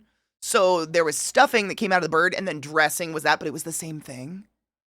I don't, you know what I'm saying? But this is the story part. So my nana and my great grandma, mother and daughter, used to fight over who got to eat the neck and the ass of the bird. And that's not just me being weird. There is an ass to your bird. It's like a flap of butt cheeks that are kind of stuck to. It's the sacral spine of the turkey, kind of flaps a little bit, and you usually use it to sew up that end of the bird. They would fight over it, and those are pieces with nothing on them. There's no meat on those pieces. You're basically just like filleting the fat off of them for hours. But that was like a thing. Depression era people eat everything. And so I was raised like, you don't shun pieces of an animal. If you are offered meat, you say thank you and you eat that meat. Giggity, but not weird. You know what I'm saying? They would fight over that shit. It was wild. The Pope's nose, yep. It looks like two little cheeks and a little, yeah. They'd fight over it. That was the best. Those two were the best pieces to them. My mom still cooks them. I never understood it. I don't like working that hard. There's so many bones in the neck. Hello, my son. What are you up to? Hello, my bubba. What are you doing? You want to come say hi? Oh, that's such a good boy. How are you today? Hot. I know it's going to get to 80 degrees. Don't lick off my chapstick. I love you. I think that was the real purpose, Vex, was they'd put the neck on that, like, the tray of stuffing or whatever, and, like, the juice, like, the neck would cook. It was raw. They put the raw neck on top of it, but then it would, like, bake in the oven, and the turkey juices and whatnot from the neck would go into the, what is it? Stuff, it's dressing. Dressing if it's not stuffed into the bird. I guess it's the same shit. I don't know. That bread stuff. I know, he knows it's break time, and then, is it Rockenstein? You're so cute, bud. Look at his little orc teeth. You're adorable. Oh, just a side note, which I find phenomenal, and I have to tell you before the thing, I was just going to ask my dog, and then I realized no one heard this part because Vissy told me this morning.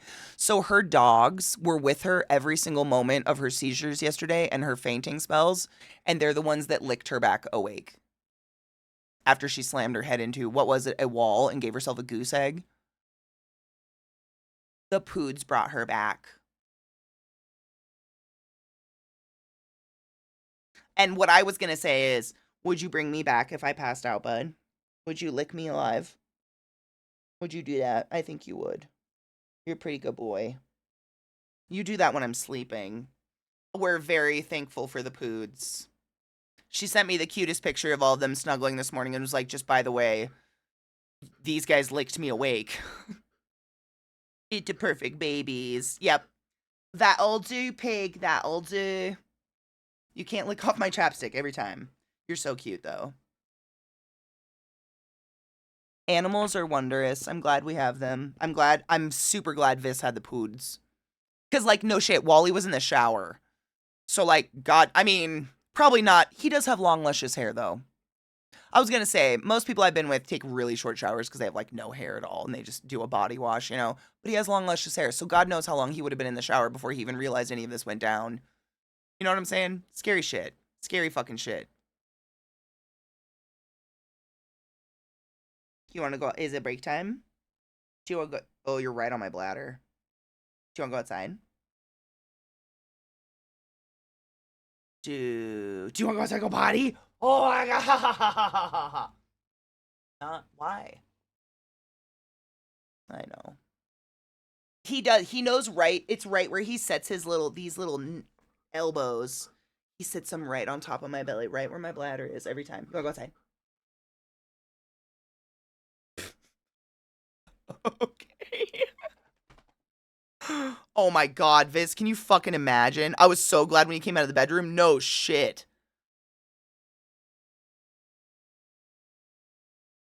It was, I mean, thankfully, but all the times this has happened, it's been best case scenario for the shit, but still mad about it. We love you, bud. Okay, I'm so moist now. Thank you.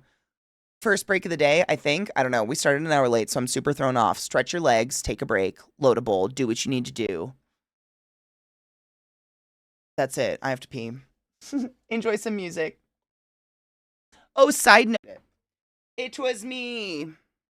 This guy kept getting cat right on my desk and just unplugging me. Welcome back, everybody. There are so many wasps in my yard right now. I think they're literally just drinking dew off of my grass. They're pollinators, right? I honestly don't know if they're wasps or hornets. Not bees. They're not bees. Arugula.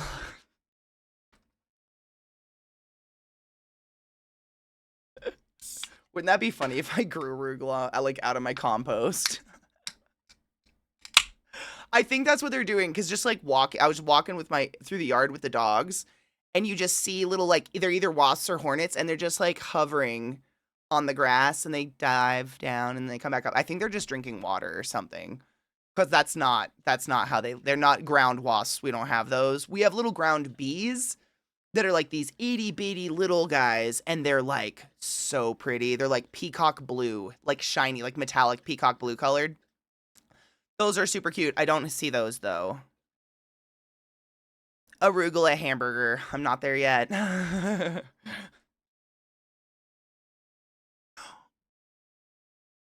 Oh my god, that was one of the things we were gonna do. You just reminded me. I don't remember which.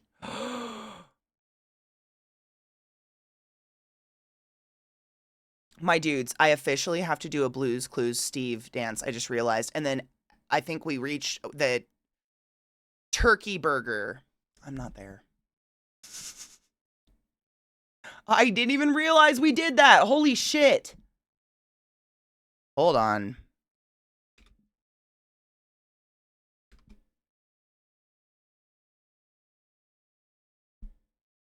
It was $3,000. You guys are charity nuts. I love you. I have to teach myself cabaret. They're not, they're like going down and coming up in the grass. They're wasps. They're either wasps or hornets. They're one of the two. They're not bees. I'll try to get a picture of one. Oh, you know what's funny? I have a picture of one, Sronlin. Do you want to see it? It's kind of funny.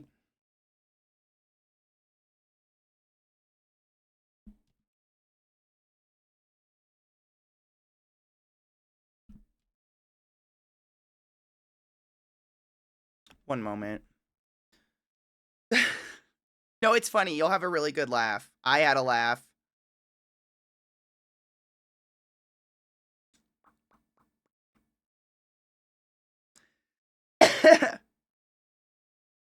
Are they yellow jackets? Sick.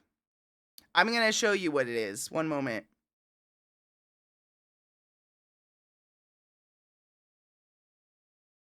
I have a picture.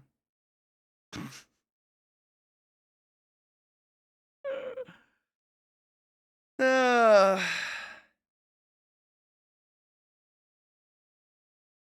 so, do you guys know how I take? I mean, if you don't know, if you don't follow me on Blue Sky or Twitter, I post a going live message every single day on those two social media platforms via the Hootsuite. And I post a go live picture of my face every fucking day. I don't know, I just got into the fucking, thank you, Matilda. I got into the habit of it, and now it's like at this point, why break it? But genuinely, every day I've gone live, there's a picture of me out there. It's crazy. And so usually what I do in the morning is like get up and go hang out in the garden, water plants and whatever, do some weeding with the dogs, work out, do what I need to do, right? So after doing all of that, I'm standing in the back door with the dogs, and I kind of feel something like smack into my head.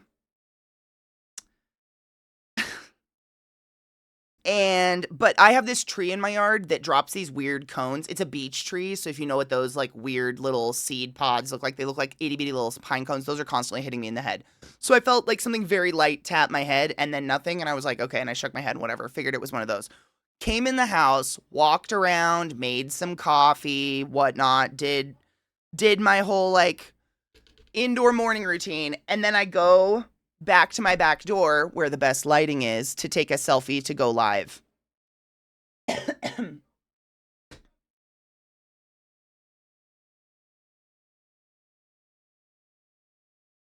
And what's funny about this is that I didn't like the picture for some reason. So I just did another picture, went and posted that picture.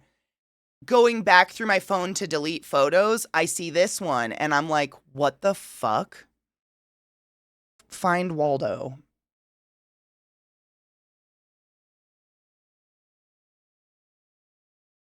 Probably looks familiar from a couple days ago, right?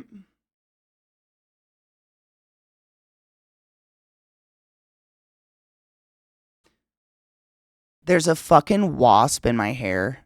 Or whatever. These are what's in my yard. It just hanging. It was alive. So, I don't know how aggressive they are, these ones that are in my yard, but this one came for the ride. This is what's hovering and landing in my yard. I'm fine, by the way. It was just, I decided to hang out. Not a hoverfly, right? I know when you were like asking me, I'm like, I really don't know what it is, but I've got a picture. I showed it to Zeke later, and he's like, you genuinely just walked around with this, whatever, if it's a wasp. I think it's a hornet. It could be a wasp. I really don't know. But like, I just chilled with that in my hair for quite some time that morning before going, like, I don't know, I guess it flew away. Is it a wasp? I was gonna say wasp because the wings, those tiny little skinny orange wings make me think wasp. I guess wasp queen. I don't know. It didn't stink. It did not do anything to me. It just like hung out for a minute in my cowlick. I don't know, but they're in my yard. They're not small. They're like the size of my pinky nail probably. Yeah, they're not small, and they don't come at me. They go away when I walk through the yard. Like they just like kind of but they're in the grass. They're like they're hovering. Do you see them going up and down in the grass like they're going down for water or something? I don't know. It's very interesting. I don't know, but isn't it fun having it in your head, your hair? I'm just glad it didn't. Can you imagine? Oh, what side? That's this side. That's my fucked up cowlick. Can you imagine a wasp sting or bite right there, right above your temple? Oh my god, just touching it. No, absolutely not. But like I'm trying. I mean, I've planted so many plants this year, and like really, you guys know I've cultivated the fuck out of my yard for like 5 years straight. I finally have grass and clover growing and flowers. So I want to encourage pollinators. Is this a pollinator? Everything's technically a pollinator, right? Is this a pollinator? Because I want to encourage pollinators. I see them on my flowers every morning and I'm like, yay, butterfly. Like oh man, yesterday after stream, I walked outside. A butterfly like this, one of those big yellow butterflies was in my yard. I don't know what they're called. I feel like I know. It's like a swallowtail or something. The big yellow, you know exactly the ones I'm talking about. Huge. That was in my yard. And then we get these little yellow or little white ones that are like this big. Probably like 6 centimeters ish. My eyeball right there is fucking wild to look at. Swallowtails. They're so pretty. And I saw one yesterday. I got so excited. My dogs seem excessively uninterested in bugs. They have never given a fuck. This is the first year that I've put a ton of effort into trying to discourage grasshoppers. But in the past, my yard is literally overtaken like a locust plague, and they don't give a fuck. They don't chase them. They don't seem to care. Yeah, I would not encourage. I don't encourage them even. We have a pair of doves who, if you don't know anything about doves and pigeons, they're actually highly intelligent in a lot of different ways other than making their own nest. And they tend to mate for life, and they also return back to the same place every single year. My beech tree is that place for 2 doves, and those doves have zero fear of my dogs, because not only that, I have a power line or whatever over my yard, and they just chill on that, cooing at the dogs, and I do not encourage them trying to attack birds or anything like that. I don't encourage them to attack anything, really. I don't want my dogs killing things, but I also don't want them getting fucking attacked by this. It's a carnivore. It gets rid of small nuisance things and deals with pests. Excellent. Gardeners out there, you might have, I could probably go get one out of my yard right now if I wanted to. So there's another creature I've found in my yard that my mom says is really bad. And she's been gardening for fucking years, so I kind of trust her. But whenever I dig up enough dirt, if I dig off the top layer, I've been weeding a lot. So say there's a big old mallow root and I get the whole thing and it takes a chunk of dirt up. There are these grubs under the top, again, probably 6 centimeters, 7 centimeters of dirt that are these fat, disgusting, white, easily, oh God, they're always curled up, and they're just curl. Are they? I don't know what they're. I think they've got to be bad for my yard, right? I've been killing them. My mom says they eat the roots of your grass and shit, and they just kill stuff, and I don't need that shit anywhere near my vegetables. Yes, kill them. Excellent. Okay, I have been killing them. They're disgusting. So you guys know, I told you about my yard, how it's like a landfill out there, and I find treasures in it every single time I go digging. So one thing that I think previous owners tried to do, which is insane, is that they laid out this black, plastic sheeting to block, I'm guessing to block weeds or something, but then they put 3 feet of dirt on top of that black sheet plastic shit. So weeds just grew on that 3 feet of dirt, so we have just as many weeds, but I've been tearing that shit out of the dirt slowly throughout the years, just trying to get all the garbage out of the dirt. And they're under it, by the slews. I pulled out at least 20 the other day. I just had them in my hand, 20 of these disgusting, it was a lot, and they're fairly good size, the size of a quarter. They'll ruin your whole garden, you'll end up with brown mudland. Excellent, I have been murdering the fuck out of them. When I rototill, I go through and I spray everything with neem oil, and I grab every single one I can find and I kill them. And I do not like killing things. I'm very, that's why I ask about the wasp and stuff. I'll stay out of the wasp's way. That's nature. I'm building, a food forest out there. I want birds and I want bugs and all the things. I'm trying to bring that back, because there is none here. I feel like there's not a lot of life here. Neem oil is what everybody told me, because I want to grow stuff, so I can't use, and I want good bugs. Oh my God, can I tell you, the sheer amount of ladybugs in my yard has been so cool. Every time I go out and play in my yard, there's ladybugs. Which I know means there's things for them to eat, but at least there's ladybugs and they're eating them, right? There's tons. There's so many ladybugs out there. But if you spray insecticides, it's real hard. I mean, it's really hard to develop an insecticide that singles out special insects. Whereas you guys know I rototilled the fuck out of my yard a month or 2 ago. And so every time I went through and I rototilled, I got this bottle of neem oil where you actually hook your hose up to it. And then the hose blasts it, so you soak the ground through. and to kill the grubs and to kill like the fucking grasshopper eggs because those can be really deep down too. And the neem oil just kills all that and discourages it year after year. And so I've been slowly doing that, and I hope it's getting better. But those grubs are under that plastic sheeting because that plastic shit protected them from everything I've been doing. And my rototiller can't go through it. It literally got tangled, and I had to like dismember it to fix it. The fuck? Yay, they're everywhere. I love them. I love the ladybugs. And I usually find them when I'm like weeding an area. So all of a sudden I'll see a ladybug and I'm like, okay, I have to take a break in this area until that ladybug finds a new place to go. And then I'll go weed some other section of the garden. Because I love them. I don't want to discourage ladybugs or really any good bugs. I don't think we have a stink bug thing. We have a moth thing.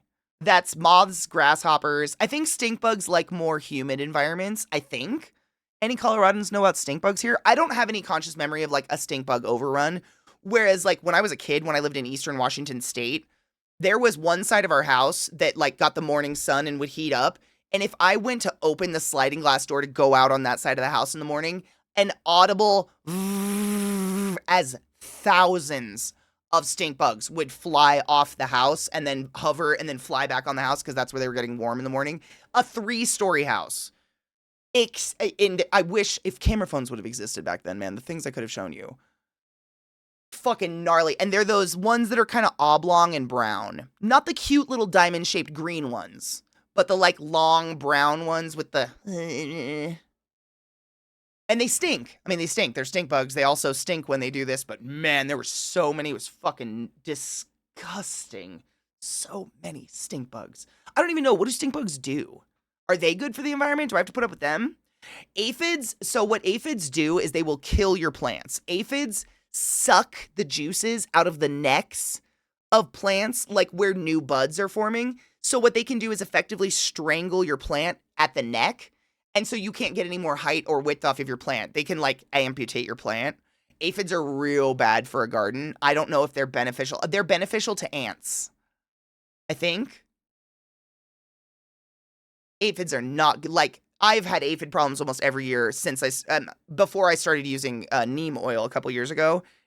And you just watch a branch of a plant start to die because they are sucking the life out of it. They're crazy. Aphids suck. So I'm very like, bring on the ladybugs. I think a couple years ago, I'm pretty sure that was here. You can actually order ladybugs or you can order ladybugs. I know you can order stick bugs. You can order, what are they called? Praying mantises. And they'll come like flash frozen, and then you let them go at nighttime when there's no sun and they crawl off and then they'll like proliferate your yard like natural pest control. I've done that before. I've tried to get more ladybugs and I'm hoping this is just the product of that. I'm going to have ladybugs forever now because that's awesome. Yeah, I don't remember I've probably seen 1 or 2 stink bugs, but not only are we super dry and the altitude is crazy, but it's windy as fuck. And I don't think that we don't have a shit ton of like flying bugs because of that wind. We get mountain winds, which can pick up your fence and are fucking like literally will drag your trash can away. And I don't think a lot of flying insects dig that. So we don't have a ton. Like we get mosquitoes sometimes, but as soon as the wind kicks up, they're gone. They're gone pretty fast. And as far as I know, like humid areas tend to get more of the flying bugs because it's warm and wet, but also they can fly around and not be blown off. My mom used to buy ladybugs at the store and release them in the yard. Yep, I love doing that. From my knowledge based on the animated film Ants do enjoy aphids as a delicious beverage. Glut, did you know that's real? Like, it's real. Ants literally massage aphid anuses and then sip of the juice. They sip of the forbidden bungus. They farm aphids. Like, I watched a nature show on it. It's actually fascinating, but they do. Like, that was a real thing they took and put into the movie. They sit there with their antenna and go like, and milk an aphid. It's so funny. But they're like milking its butt. I don't know. Bugs had springtails before nasty fuckers killed my pepper plant. They're invisible unless you breathe on the soil and little white hairs start. That sucks.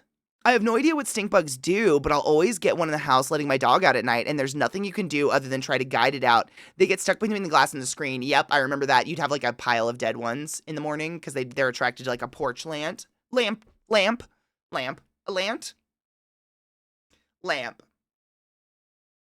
Same though. I mean, same. Ants are great. I just don't want them in my house. Like, ants are great for a garden. I'm stoked when I see ants in my garden. That's good. You want ants in a garden. They are like, they're another of nature's little hoovers. They drag away debris and dead things. And like, if a grasshopper lands on an ant nest, they will dismember that shit. Like, they're great. I think katydids are really good too. I had to look that up one year because one of my trees in my yard had eggs on it of some kind, some bug egg, you know, and I was looking at it and I'm like, what the fuck is that? And it looked like little discs, like plates. It looked like tiny little plates stacked up upon one another. They're katydid eggs, but I looked it up and I'm pretty sure katydids are good. They're not like a locust. Katydids eat other bugs. They're like carnivorous crickets. They don't eat your plants. Namesake, good. Katydid, good. All the other ones can eat. I actually caught one. You know the ones I'm always bitching about that like do the snap when they fly? I caught one and threw it in my frog cage. Fuck those bastards. I had no idea what stink bugs do. I don't, do they even, what do they, yeah, I have no idea what a stink bug does. Does it have a mouth? Every time, it's gotta have a proboscis or something, right? I'm slowly trying to pop them off. No, I don't want that. It's gardening season. They're pointless. They're fun for pretties. I'll get them back once I'm done gardening. But honestly, the sheer amount that I've been digging in the yard and shit, I've been trying to cut them and tear them. These are the leftovers. Look how grown out they are. It's crazy. Oh, you probably can't see. I'm tearing them off one at a time. It feels good. I know. It's way past the date I should have got them fixed, but I didn't want to. I knew I wanted to tear them off. It's yard season, and these are just a pain in my ass. Katie did, Katie didn't. Did I tell you that was the first book my mom ever gave me? It was all about a little girl and how everything was her fault. Oh, God. Every time I see it, it looks like a small baby child staring at me from over my shoulder. This guy, it's actually moved a little bit. He was a little bit more upright the other day, and I swear, every time I glanced at OBS, I was like, baby, there's a little baby. No, just Jack. They were witchy. They had like little chandeliers of moons and stars on them, and now I'm destroying them. But it feels good. They're fun for a while, and then they're just non-functional, and I don't want them. The thumbs went first. Those were easy.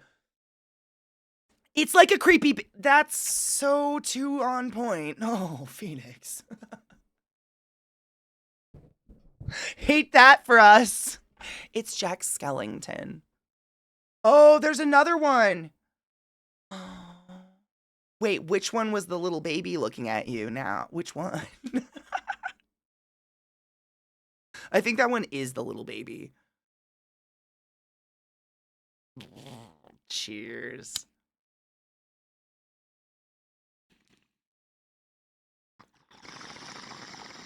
I agree, Rod. That is a cursed baby. I want to have long nails, but I'm too tactile, can't function. I feel like I adapt really fast to them. But this is too much. This is too much. Like, that's my real nail under there. That's the hardest part. It's not like it's not like just peeling off a nail. My real nail is officially as long as the acrylic that lady put on. So the whole thing's connected. So, like, this is pretty gnarly, but, like, this one's disconnecting. And it's killing me. Because it's my whole nail under there. And I just want it off real bad. But I don't have any acetone and I'm lazy. I'll get it. It'll happen. It'll pop off. Let's pop off. You guys got me high early, and now what?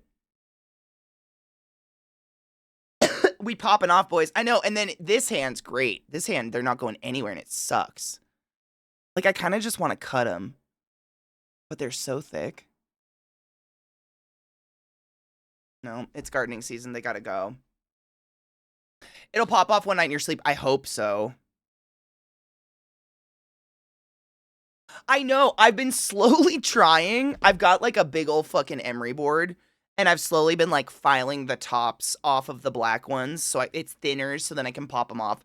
Because they're just so long at this point. Like typing and texting has become ridiculous. Like this is the point where I can tell you there are certain things that are very non-functional. I don't know how people are... After this, I don't know what you do. That's like almost an entire centimeter past my finger. That's so much extra finger. It's like the lady from X-Men. What have you got going in there? What is her name? She's a good little actress. I do have a Dremel and I'm scared of it though. It gets so hot. I'm scared I'm gonna like burn my nail. I do. I know. I thought about it. That's essentially why I broke out the Dremel, because I was like, man, I broke out the Dremel. I did not yet. This is doing the same thing, like essentially drilling down that top layer so you can just like pop it. But I'm scared. I don't know if it's the same thing that they use, but my Dremel can go through shit real quick. What went through my finger? How do I explain that in the ER?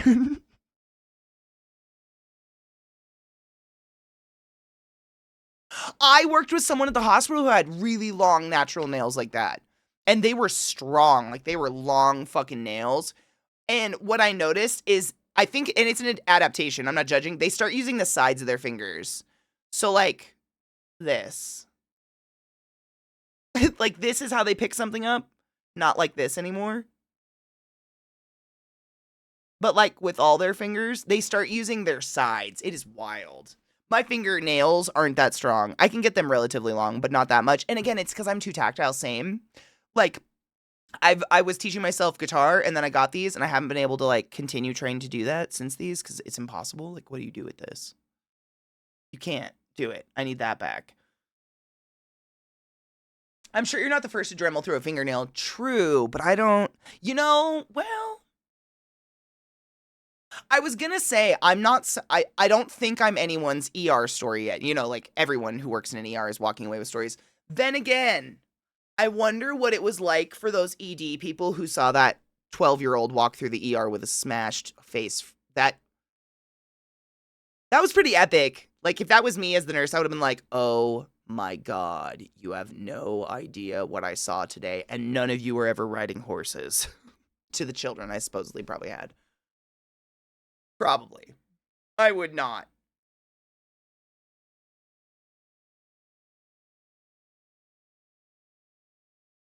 Really? Mine never used to grow. Now that I'm older, they grow like crazy and are the strongest they've ever been. I have to keep mine trimmed or else I scratch myself or scratch them on things. Mine too. Mine have, they're not that strong. But I can definitely scratch a bitch. They're scratchy. In cosmetology school, there was a girl who filed a lady's fingernail. Through it? Oh my God.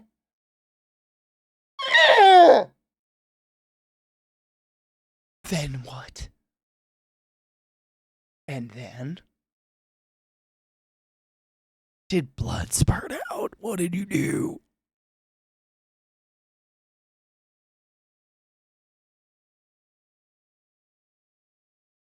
Big ouchers. Literally. Oh. Horses will fuck you up even if you're an experienced rider. 100%. You always have to have respect that it's a fucking living animal. That's why my parents literally, from that moment on, they were like motorcycles. Because then from that moment on, if it happened, it was our fault. And it was. It was always our fault. Glut, so are cows. I've learned this in the past couple years. I don't know if you've seen the same shit I have, but I saw a cow eat a snake. And I think I saw a horse eat a baby bird.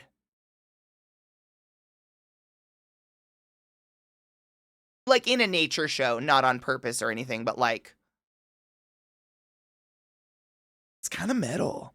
Like, fucked up, but like... The forbidden spaghetti snake. Stop. If your spaghetti moves independent of you, don't. Danger noodle al dente.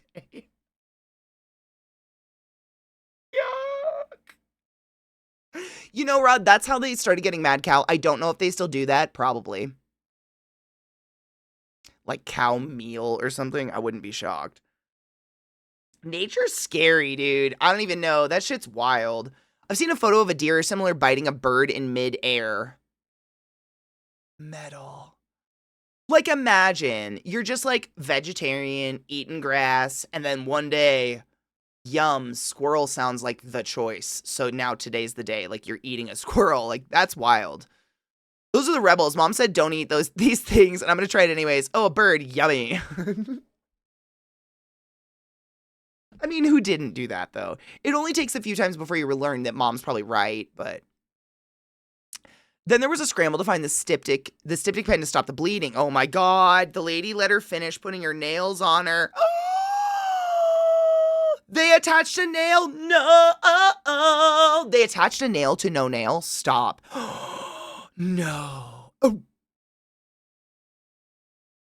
What the fuck?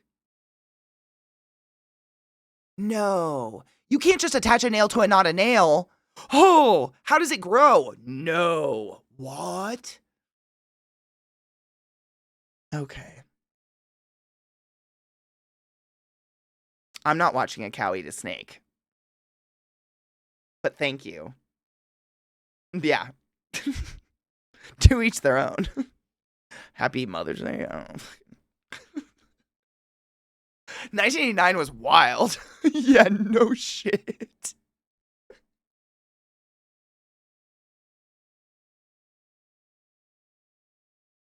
I totally remember that year. Thank you, Fox. There's certain minerals that these animals need, and sometimes the best way is to eat another animal. It's like dogs eating grass to puke or to eat it sometimes, or I've known cats and dogs to eat mud. And I mean, as long as they're not eating rocks, but they literally just, my dogs will do it in the yard, or they'll eat I think they're eating roots, but they'll get a wild hair, and all of a sudden they choose a spot, and they're digging in that spot, and they're eating it. Like, they get a certain way down where it's like clay and roots, and they're eating it. I think we've talked about this. Our dogs do the same thing, right? Yeah, mine do that. Yeah, that's what I thought. Yeah. It's very weird. I don't think I've ever had a dog do this before. What up, Hev? How are you, love? I hope you're having a fabulous weekend. Yeah, it's super. I don't know. But it's probably a mineral replacement thing. Like, that totally makes sense. It's like when we crave salt or crave anything in particular, it's probably we're probably missing something.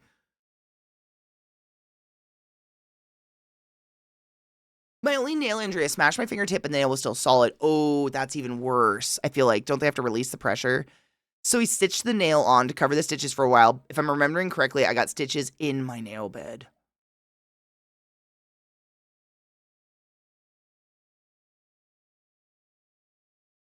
Was it worth it?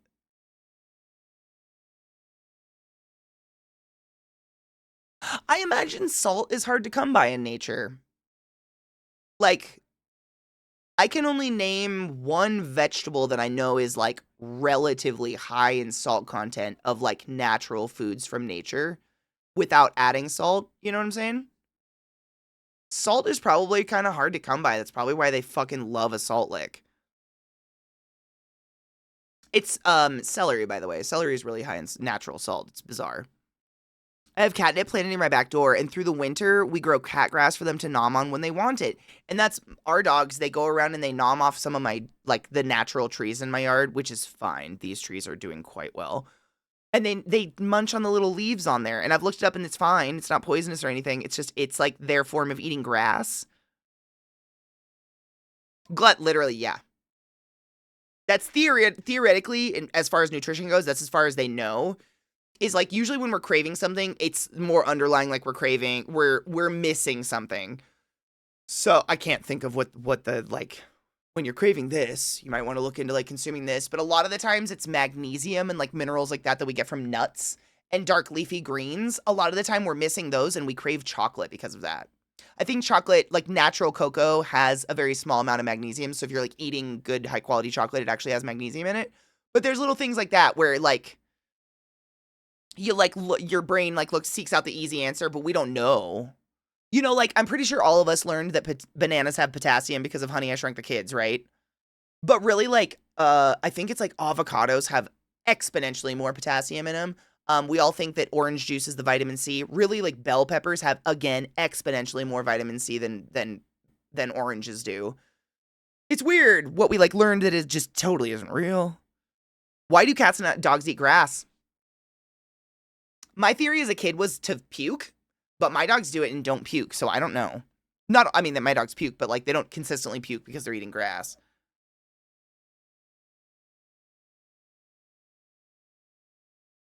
Right, Sec, we've had to do that in the ER a few times. It sucks. But yeah, having a balanced diet, seriously. And like Glut, again, Glut knows more about fucking nutrition than any of us at this point. Boy's lost literally 80 plus pounds. It's insane. Again, congrats, that is such a fucking achievement. But what I learned is that a lot of the times when I feel not hungry but like snacky, I am so dehydrated. It's usually when I'm sitting here and I haven't eaten yet in the day, which is normal for me. I don't eat in the mornings, but my first idea is like Lay's potato chips. I'm like, you know what?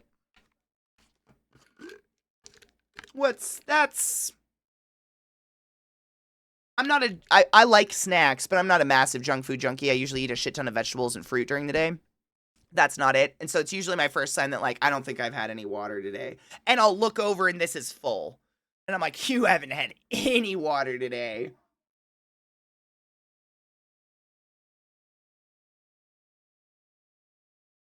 It can form, oh wait, ice iron?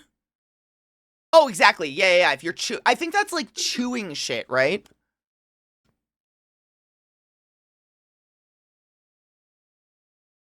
Pineapple's a great source of vitamin C too. I fucking love pineapple. Pineapples and mangoes are my two like favorite fruits. I still have to get Vissy a mango. It's potassium. The potatoes are a better source of the banana. Thank you, potassium. Or potatoes, excuse me. Potatoes, which are delicious. I love potatoes. I heard cats eat grass to settle their stomach. Grass might help digestion, act as fiber. Almost exclusively through diet. Yeah, which is just fucking incredible. I had it. You should like, I don't even know how to put that, but you know how there's like fad diet princes and princesses all over Instagram? You should be like anti-fad diet. Like, hey, I lost a shit ton of weight. Want to know my secret? I slept at night. I went to a sleep clinic and I ate right. So people will be like, no, but where's the secret though? Where's the secret though? And you'll be like, no, I sleep now so I can walk more. No, but where's the secret? Where's the pill? Where's the pill? Where's the pill? Is he as short as I think he is? I oftentimes think that it's just his camera angle and the fact that he's fucking stacked. But is he like, he's just like a stacked short king, right? Yeah, that's what I thought. I have a magic pill, only 900. Don't fact check me because the facts are lying to you. Everything is. Well, only I'm right or whatever they feed. 100% have, like, everyone's looking for that quick fix that, you know, how can I just keep living the exact same way I'm living right now and have everything change? I got that a lot in the hospital, like, about many things, but a lot of it was, you know, just terrible lifestyle. Like, this normalization of being a wino was a big one. I am not shaming people who drink wine. There's a lot of wonderful wines out there. Like, enjoy your life, my dudes. I smoke pot all fucking day.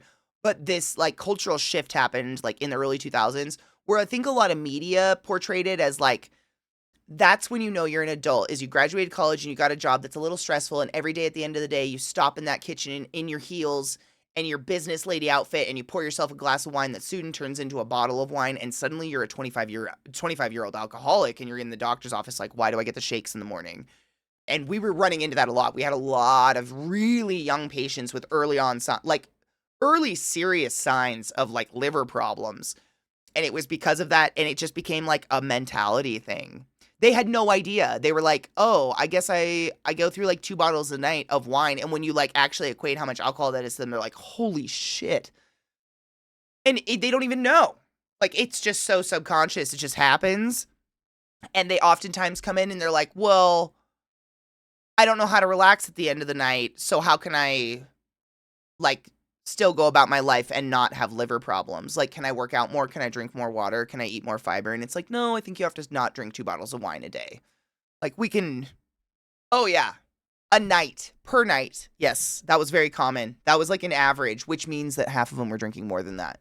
But it was like, I remember this very clearly when I was in college, guilty as charged. We would go to Trader Joe's, and it was known as $2 Chuck. And you would go get a carrier thing of 4 bottles of $2 Chuck, which is delicious, by the way. Like, I'm not a fancy wine person. I've never noticed the difference. But you get like a thing, and you'd bring that to the dinner party.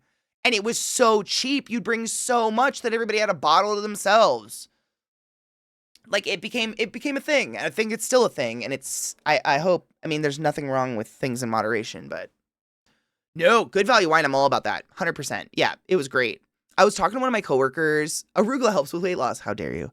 I was talking to my coworkers about how if basic training where you get 8 hours of sleep, eat a balanced 3 meals, work out like 30 minutes, not including stretching, 6 to 7 days works. That's all you need to do. If that doesn't work, then you may need to talk to your doctor. Yeah.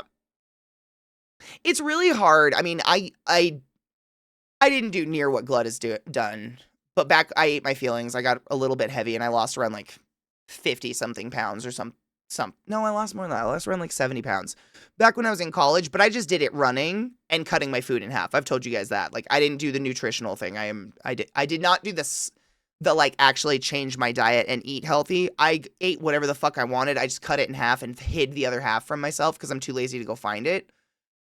So I just followed like the calorie in, calorie out kind of thing, and then started running, and that was it. But no one believed me. And nowadays, I'm sure, Glut, how many people, has anyone asked you if you're on Ozempic? I'm sure there's so many people out there that literally can't convince one person that they're not just on Ozempic. Nothing wrong with Ozempic. Lots of people have to be on that. It's amazing. Anything to avoid surgery, in my opinion, fucking with a doctor's order. Obviously, like, you do you, boo-boo. Follow a doctor's order and do what you need to do. It's what everyone assumes about everybody nowadays. My mom has even made those comments where like, oh, so-and-so's lost a lot of weight. I'm sure it's that GLP-1, whatever. And I'm like, why? Why can't we just celebrate that someone feels better in their body and just start minding our own business? Bloody, my love. How are you? I love you back. I hope you're doing well, honey bean. Sins, that's exactly what I did. Like, genuinely would get whatever I wanted, whether it was like Thai food or a giant ass burrito, or my problem was portions, like just eating a lot. And I would actually lay the entire thing I ordered out and cut it physically in half, wrap up the other half and put it in the fridge, and then I would go sit down and eat the first half. And I know myself, by the time I'm done with the first half, I'm physically actually full. I just want to eat myself into pain because I was feeling bad things that I wanted to cover up. But I'm also too fucking lazy to go take all the other half of the food out of the fridge, reheat it up. It's not going to taste as good. It's not going to hit the same as this first half. And that was it. It was like mind fucking myself a little bit. I'm doing much better now. I see your face! Bitch, you just got to see my face. In Poison. And it was the best. Laziness wins every time. It's just mind fucking yourself into like good, like that kind of laziness. You know? Like, I'm too lazy to walk to the fridge, therefore I've won. I don't know if that's good, but it works. Balance is such a big thing indeed with eating, with everything. I think it's just life. And we're always going to struggle at it literally forever. But if you can like mind fuck yourself into the good stuff, good on you. It's a struggle all the time. Oh, it hurts. My buddy from Colorado just left. Sad days. He left me 5 carts. Fuck yeah. That's a nice friend. I try to be the weed fairy when I travel. I don't travel with Bud. I don't want to end up on a no-fly list. But I try to be available when people are feeling stressed. You know what I'm saying? I just do weight training 1 to 2 cardio sessions of the week. That keeps me in shape. That's honestly, like, it's like Vex said. Like, there's so many forms of exercise, too. The thing that I try to, and again, this is mind fucking myself. Like, because I'm one of those people where if I'm not feeling productive or like I'm creating a physical thing in that moment or something, or like working in some form, i.e. making money, I don't feel good. It's crazy. It's a psychosis. So, for instance, on the treadmill, sometimes I'm like, this is such a waste of my 30 minutes of my day that I could, like, what the fuck are we doing in 30 minutes, Katie? But really, I'll be sitting there like, what could I be doing? But, like, working in the garden for an hour is exercise. Like, there's so many, like, you think about when you were a kid, we didn't exercise when we were kids because we played. Play was exercise. Like, I'm just trying to translate that into adult activities. Like, I don't go play basketball in the street with strangers anymore, but I still play and it's still working out. And it really doesn't take that much just like get your blood pressure up, get that blood going. rip some muscles so they fix themselves. It doesn't take a ton. And I think a lot of people like beat themselves up over that, and they should give themselves more of a break. I mean, that's why stretching is a workout, my dudes. If you do a good goddamn stretch, I sweat. Like, I do my yoga stretching shit before stream, I sweat. Stretching is a workout in itself, and it's essential. If you're doing it right, it shouldn't be easy. Like, stretching sucks.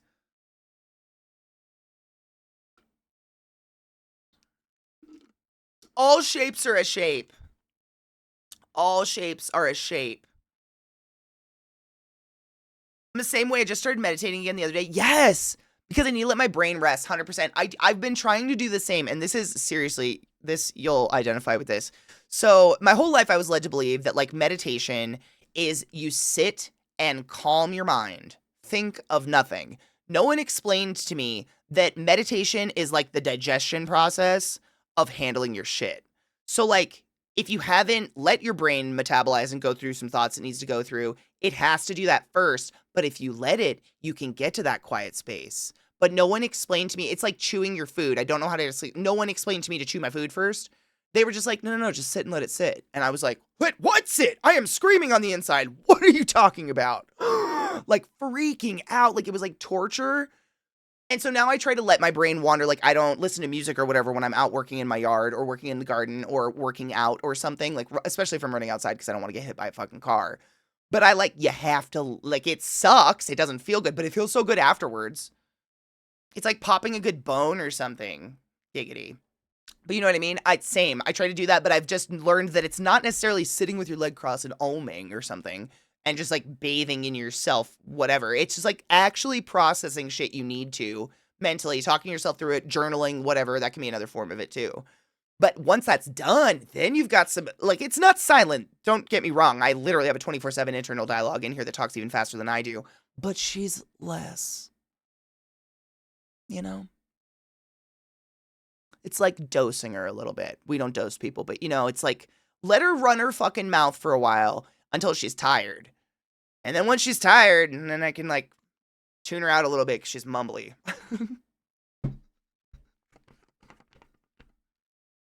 Yo, I've done DDP yoga every day for like 15 years or something like that, almost every day.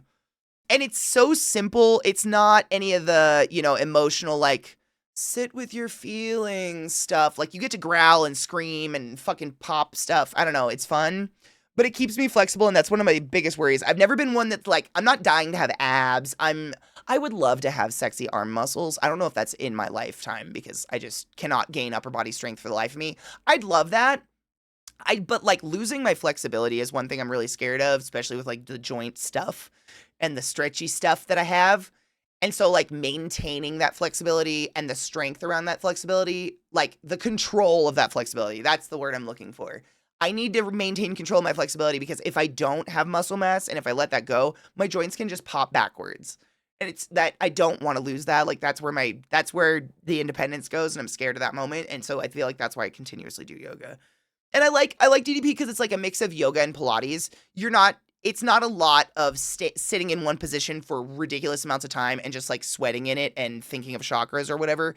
It's like, instead of doing push-ups, you do 1 30-second push-up. So like 15 seconds to lower yourself to the ground and then 15 seconds up. And it's a good way to like work yourself into actually being able to do push-ups. If you're anything like me and a fucking bird on top, I can do some push-ups now.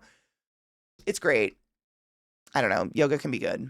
But there's so many different forms of it. Fuck, there's goat yoga. I was talking to Lobos about that. No one taught us about proper meditation and mindfulness techniques. Nope. It was just like, clear your mind. Find your center. If you can't, you're broken. Like, what the? It was just, that's not what it is. But I mean, you think about our parents, and mine are still to this day, bless them. Happy Mother's Day, everybody. All the mothers in chat, by the way. Like they were very much like not allowed to have emotions. So they had no tools to teach me how to process emotions. So like I was kind of like thrust into the world as like this chaotic weird hurricane of like, I'm feeling things. And like now what? We've had to kind of do that on our own a little. I opened my chakras. Please respond. Astrally.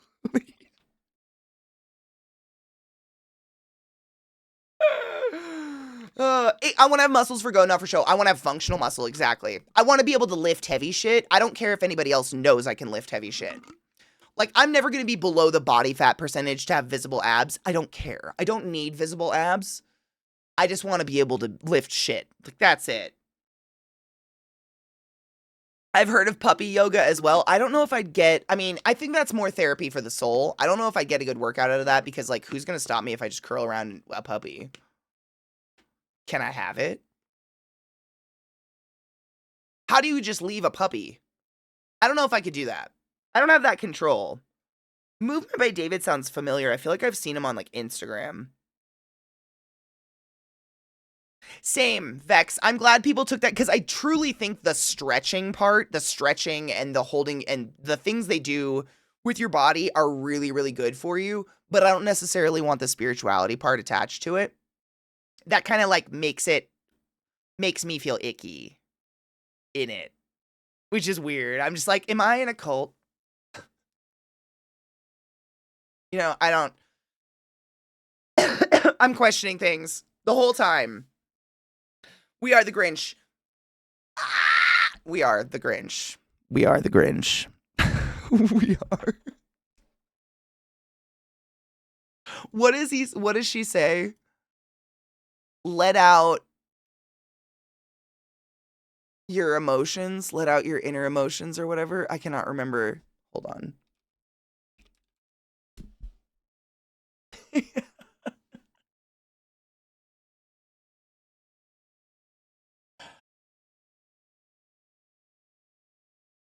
Oh my god, it's probably a really good idea for socializing puppies, to be honest. Cute. I mean, fuck. Any animal. The ghost. You are the ghost. Just don't pull my clothes off, please. It's it's still not you time. I know. You want it to be though. Look at those curls. You're so pretty. You look shocked though all the time. What are you up to? Good.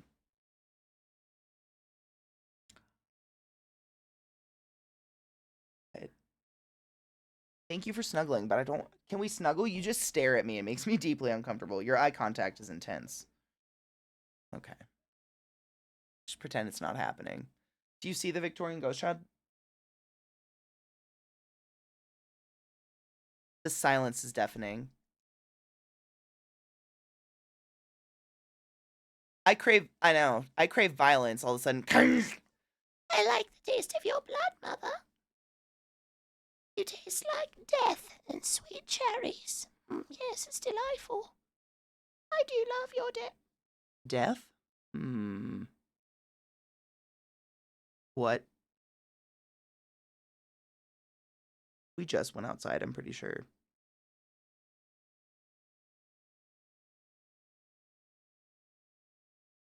She's staring at me, licking my leg. I just replaced my gel pads and my shoes and it feels like clouds again. Fuck yes. Um, the cat lounge has adoptable cats you can do Pilates and yoga with. That's good. I'm glad they're fucking adoptable. That's the best part. Puppies are why I like Mondays at work. Mondays mean the tool truck is there and he has a dog with him. Cute. And if you're not petting this dog, it will bark at you to get your attention. That's because it knows what it deserves. That dog deserves love and it knows. It knows what's up.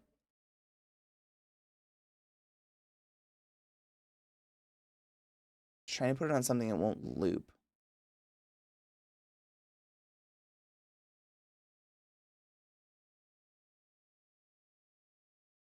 I can hear her snorting. A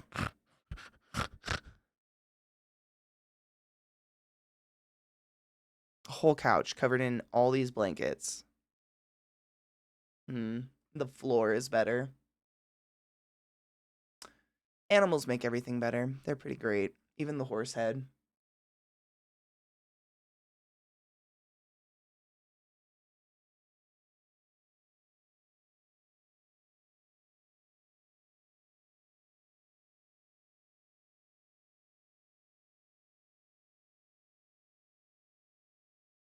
children.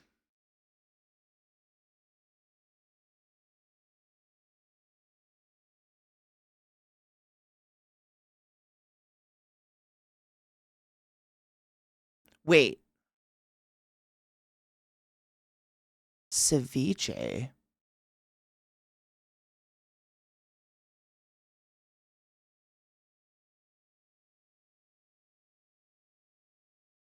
Doggo will always knows what's up. Sherlock Bones is on the case. It's true.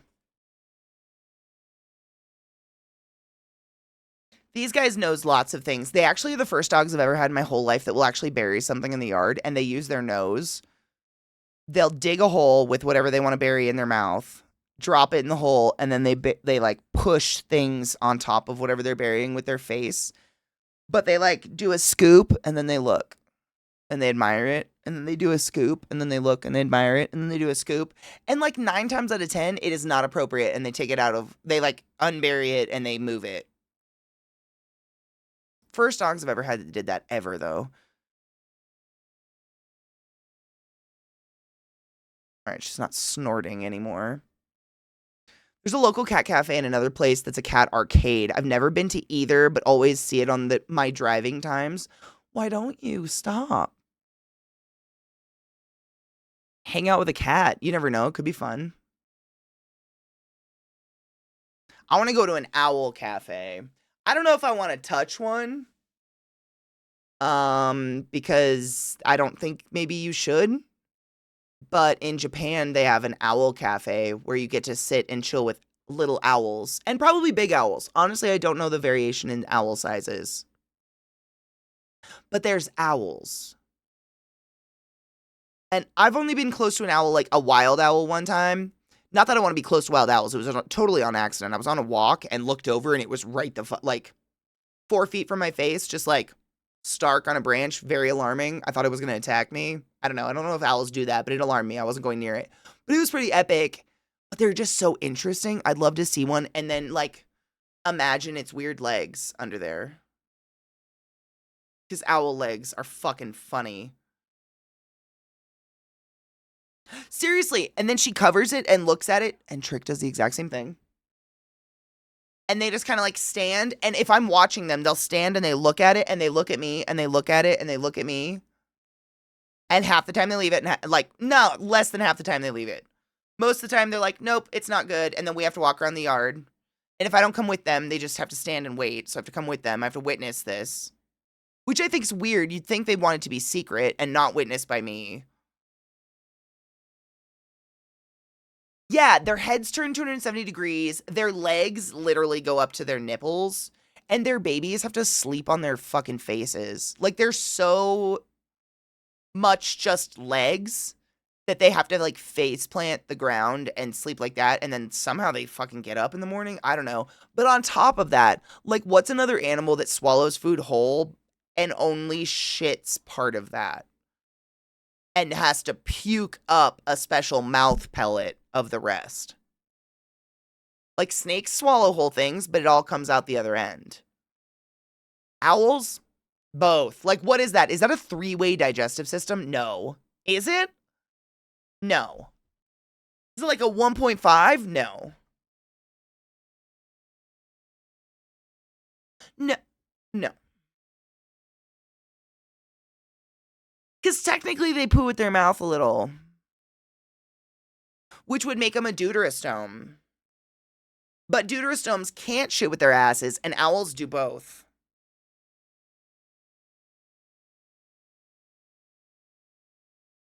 I don't know. Miracles of science. Wet owls are pretty funny too. Don't make an owl wet. Please. I don't think. Wait, do penguins have knees?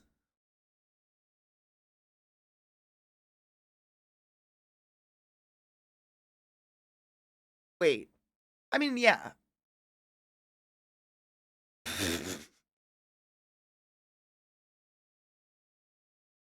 Oh, are they like an owl? Are their legs actually up to here and that's just like a skirt of fat? I've never thought about that before. It's just Penguin and feets. Oh, do penguins have knees? And other frequently asked questions, because that's something.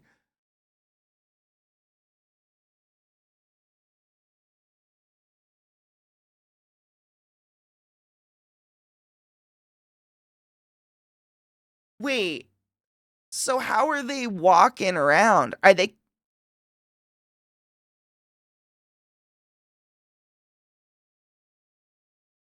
they walking around in perma-squats? They are. They're like permanently in a squat position. Just do they ever stand up?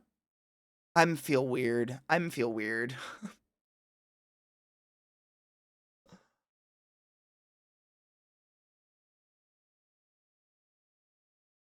Dude, what?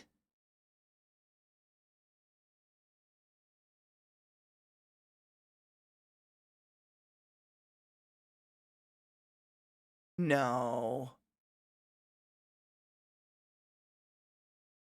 I cannot in my brain put together how they walk or how any of this is happening. How any of this is. They literally never skip leg night? What the fuck? No. They just like, no.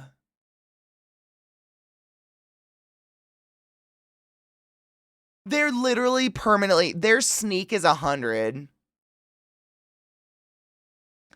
Permanent sneak button. Can you imagine?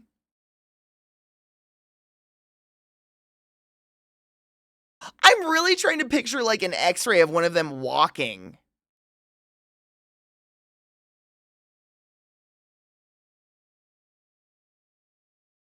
I can't do it.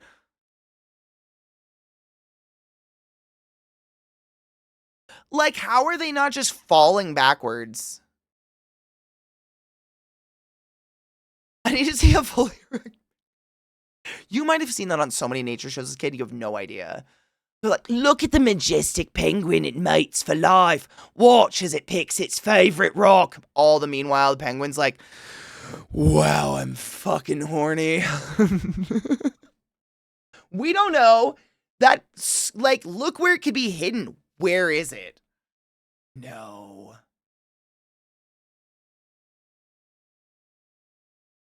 That's a lady one, right? Where's the penis? Where does it go? Is it just wrapped up in a thigh? Gotta buy him dinner first. They mate for life.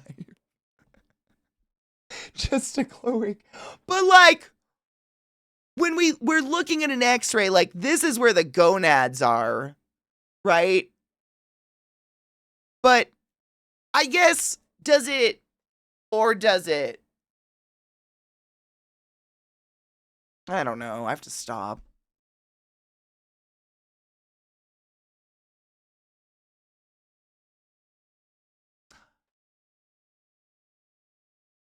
I don't want to see this. And I don't want to know. But now my brain, for the first time in my life, is quite curious how the fuck penguins fuck.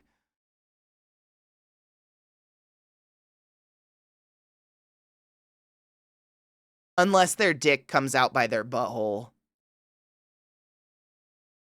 Science.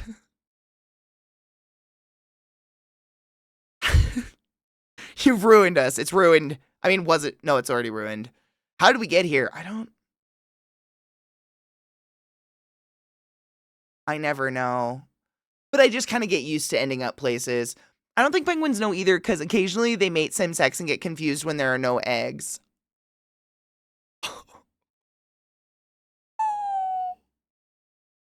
I mean, if there's no one there to teach the gay penguins how penguin sex works, like, but do they like, do they like, so they wait for an egg? Oh. Well, now I feel bad for penguins. Me too, penguins. Me, right? Raise your hand if you're gay and still waiting on the egg.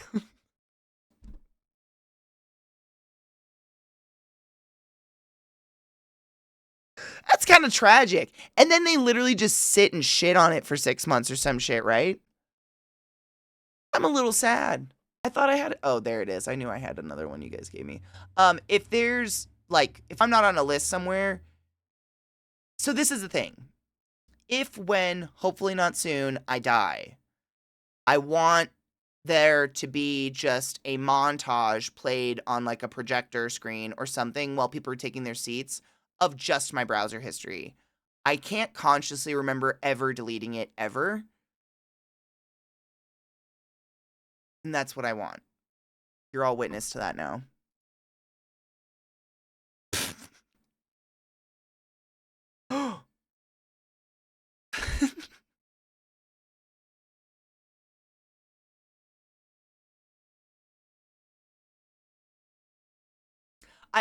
I seriously think the last time I deleted browser history was like when I was in college. His videos are always fucking quiet. I jack him up 100%. I don't know why it is. His videos are always, I swear, they're just quiet.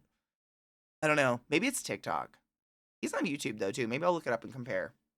Not that I think, I don't know. What was I saying? I don't know. Oh, the last time I deleted my browser history was back when I was in college and I was living with someone and we shared the same laptop.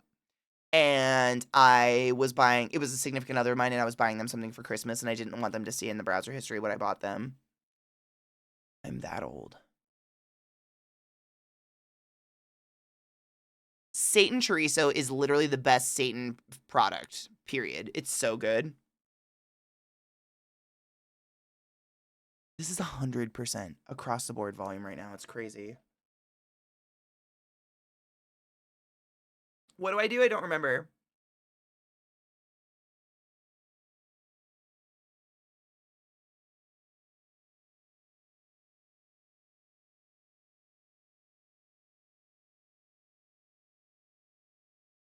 Fuck V-Shred!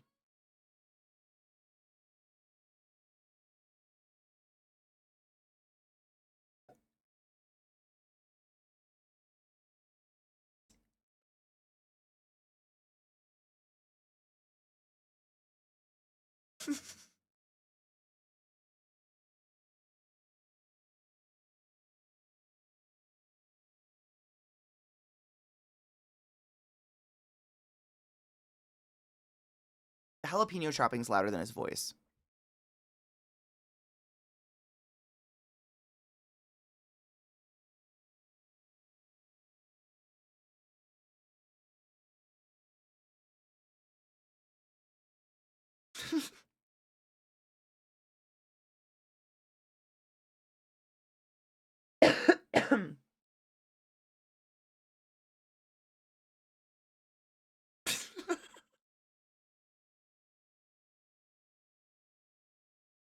That's sick.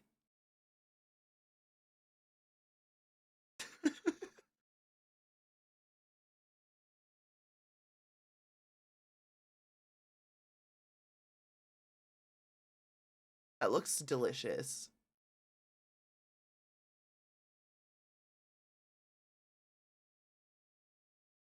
How does it?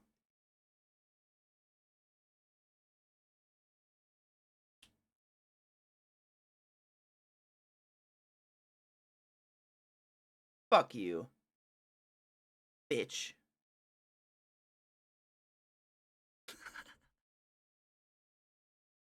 He's fucking funny if you've never seen his videos, but they are, I remember this. I have everything jacked up to literally like 5,000%. Remind me to turn it down. They are notoriously so quiet, and I don't know why. I'll check my audio shit just in case. Every once in a while, you know that one setting that's like, let the applications take control, something, something. Every once in a while, when a computer goes through an update that gets changed, I will make sure it is not changed. But I swear his videos are just quiet. I don't know why. That is not clicked. We have no applications taking control. We're good. Let's try a different one.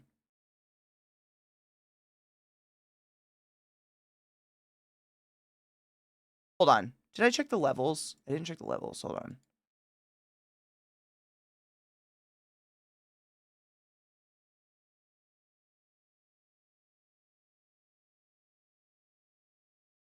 You can't see what I'm doing. I thought you could for a minute. I'm so sorry.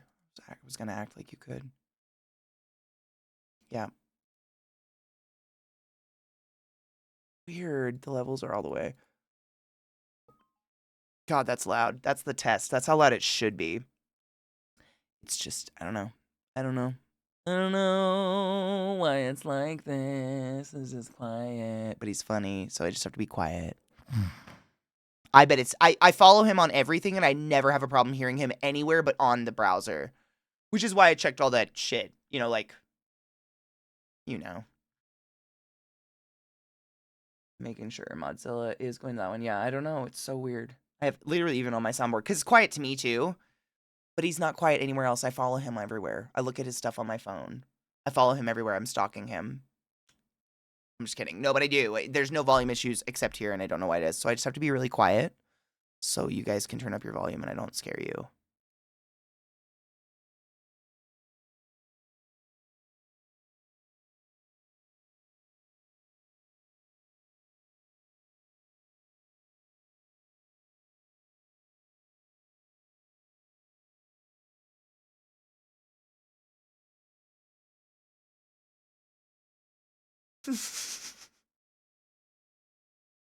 I'm a sucker for a good quesadilla. I love quesadillas so much.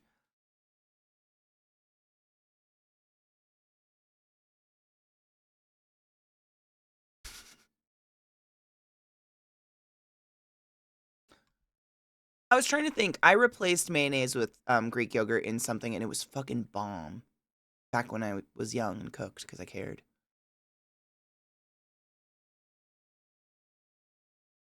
I can't remember. But you could not taste the difference. It just made it so I don't have to buy mayonnaise for something anymore. It was really good.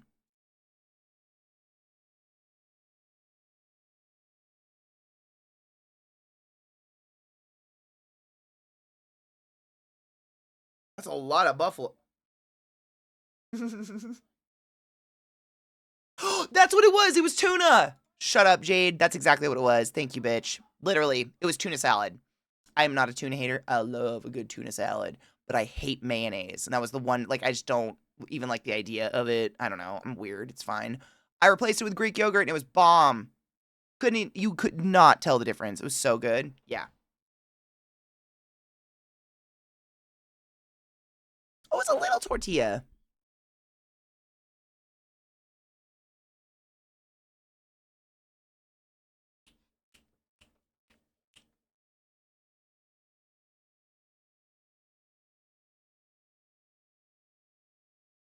You can't not have cheat.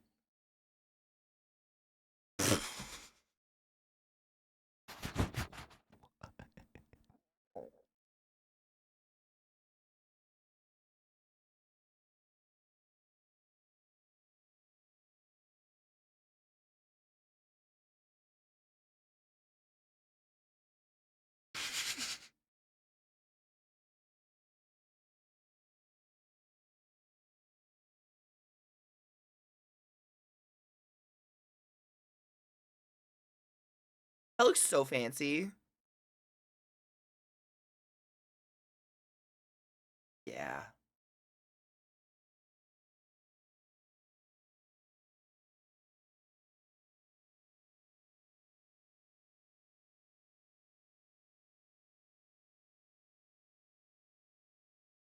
'Hate you and your wisdom. Don't talk to me.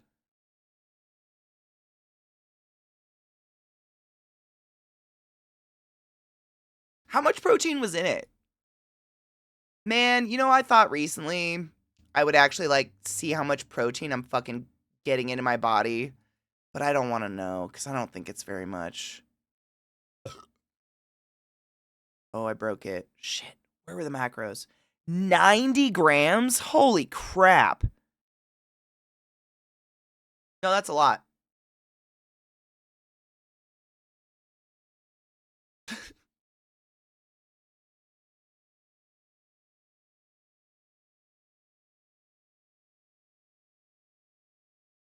95.6 grams of protein and only 635 calories. That's incredible. That's it. That's a fucking phenomenal actual balanced macro on that bitch. Damn. Yeah, that's bonkers. That much, yeah. I'm impressed. I know, I can't get any muscles without, I mean, I obviously have muscles elsewhere, ass, but like, I cannot, and I don't.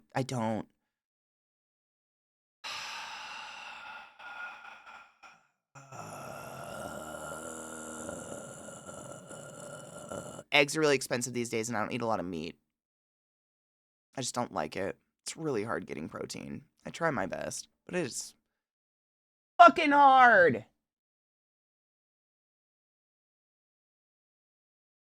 I was trying to look for more of his fun recipe videos, see if any of them are not so quiet.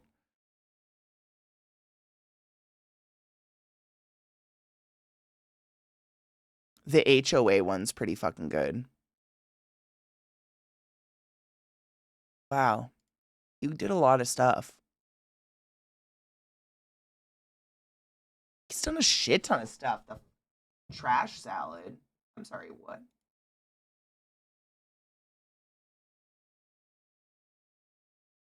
This one's so loud.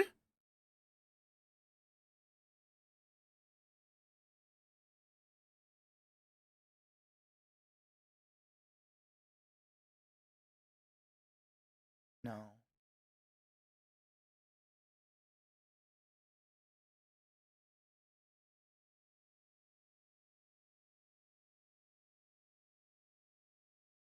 Oh, okay. I mean, I'm not against it in theory. It's just a lot of lettuce. I feel like I would poop all of your pants for you. That's so much lettuce. But he probably eats huge volume because he's gaining muscle. Yes. But it's not made with spaghetti noodles. It's lasagna cake. Get it right. I mean, when it comes to like lettuce, what's your opinion? Do we need to count the calories in lettuce? Or like broccoli? Like if it's under 100 calories for a head of lettuce, I feel like it's like negligible. Do you? I was genuinely asking. I always wondered. Um, I did Weight Watchers when I was younger. It didn't work. I mean, it didn't work for me, but that was one thing they would like do this 0 points, like lettuce and broccoli and shit would have 0 points, but I don't know if it worked for people because you can still eat too much volume of something.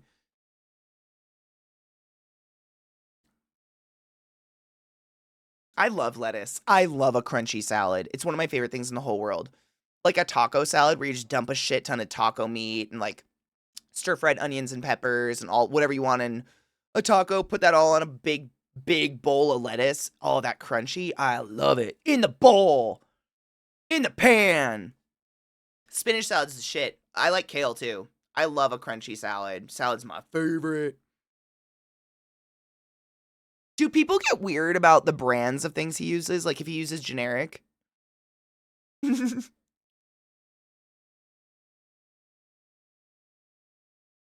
See, weren't we just talking about this? Eating garlic raw, you're a psychopath. That's what he just said. Like, I do it. But we were talking about that because there's stadiums in Seattle where they like serve french fries with raw garlic on it. They get up their ass about that? Fuck off. I love him then. That makes me love him even more. It's not that big of a deal. My God. Let us have a good time.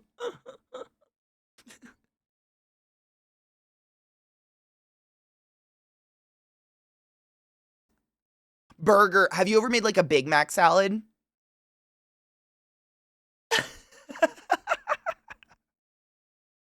Okay, real talk. Go on like Pinterest or anywhere and just look up Big Mac salad. It's, in my opinion, exponentially better than a Big Mac because I think Big Macs are overrated. There's too much bread in there. I love bread, but why did it need that middle slice? Big Mac salad is the shit. It's really good. I make my own that doesn't have mayonnaise in it. Like Big Mac sauce, from what I understand, it was like mayonnaise and ketchup and pickles. It's everybody's fry sauce ever, but I don't like mayonnaise. So I do like a mustard ketchup. We don't have to, you're just, I don't want to be judged. I do different, but it's basically a cheeseburger. We'll call it a cheeseburger salad then. It's Thousand Island. That's what it is. It's basically just Thousand Island. It's like vinegary. I'm not a big fan either. Like, I tried a Big Mac in my adult years. Didn't like it. Didn't understand. I'm not a McDonald's hater. Didn't like it. Oh, so side note though, just on the topic of trying foods, I did go to McDonald's recently and they have a new, like, they're called McStrips, chicken McDonald's strips. They're chicken strips. All they are is long, weirdly shaped chicken nuggets. You get 4 of them and it's $8. Do not advise, do not pass go, do not collect $200. Like, we did it to, like, try, like, we were both like, let's just try them. Like, that's kind of ridiculous. Nothing was worth it. The dip sauce that they made for these weird chicken strips, though, is pretty tasty. So I would just go for the normal nuggies. But, like, they're just trying to market off some long, ugly nuggets for way too much money. McDonald's, 4 chicken strips for $8. McDonald's, they're not chicken strips, first off. They're not. Like, you know how a chicken strip is, like, actual chicken meat? Like, white meat you can see is stringy and, like, comes apart like flesh? They don't do that. They're literally chicken nugget, like, how do you explain? How do you just describe that? Do you know what I'm saying? They were not their old chicken strips at all. They're not chicken strips. They're just, like, long nuggets. They're not. I don't think anything they've done has been exciting. I'd much rather have Taco Bell, but once in a while, for some reason, I crave the most basic ass, like, dollar cheeseburger. It's the pickle, ketchup, little weird dried onions. I don't know. Every once in a while, and I get one of those and I eat it. It's a weird craving. I don't know why. Chicken meal formed in a shape. That's what it is. It's blended. Yeah, it's like, I was trying to think of, like, a pleasant way to say it, but there is no pleasant way to say it. It's like blended meat paste formed into a strip and deep fried, and they're charging twice the price for it. I wouldn't.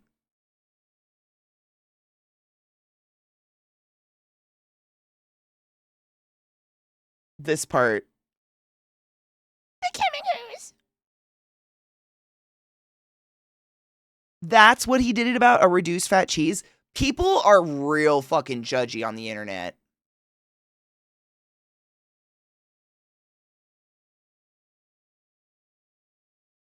I love meatloaf. I'm not opposed to the minced up the meats. I just couldn't think of a pleasant way of saying it other than, like, masticated. I love meatloaf.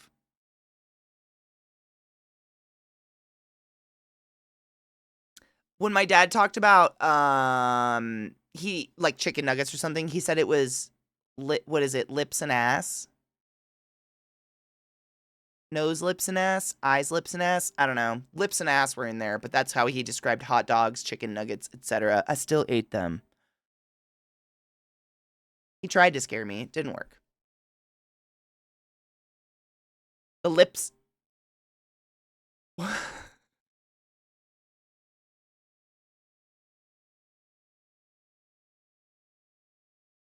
His disposition towards V-Shred gets me.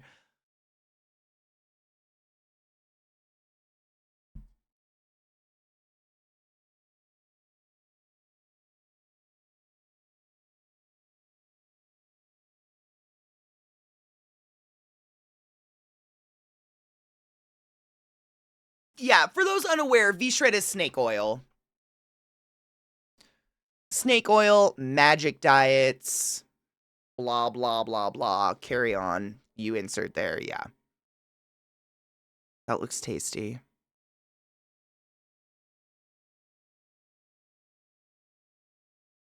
Mm-hmm. I don't know how he eats with it either, but it always looks immaculate. He does a good job. They're fucking cancer incarnate. I think that about anyone pushing fake diets that are going to hurt people on the internet. People out there nonsensically sharing bullshit, quote unquote, diet. What's the real one? Dietitian. I think dietitian is real and nutritionist is not real. I think it should be the other way around, like the titles, but there's one that's not real, and they push fake shit that people who are desperate to feel better in their meat suits will follow and get sick. I think it's disgusting behavior and they should be shamed. Shamed. Fuck them. It's disgusting. Like, that's so gross. Like, we're all searching for good ways to eat and trying to learn how to feel better about ourselves. That's one of the main reasons I like this guy is he's never going to feed you fake shit like that. He's not going to let some sponsorship company get him to feed you, you know, ephedrine pills or something like that.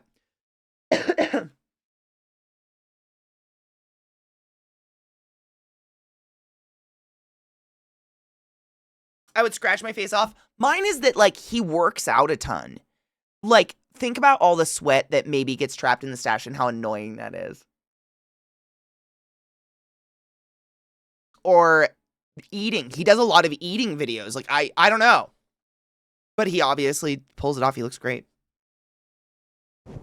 I was going to show you another one of this guy, and then I have a cooking guy I wanted to show you.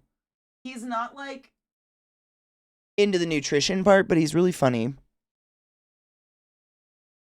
Ugh! Ah! He got me! He got me!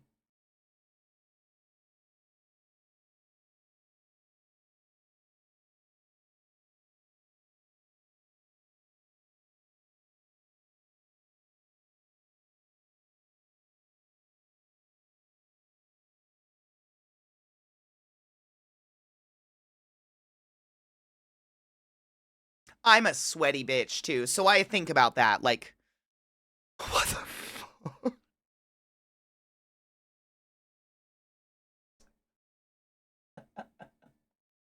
How did he get up there?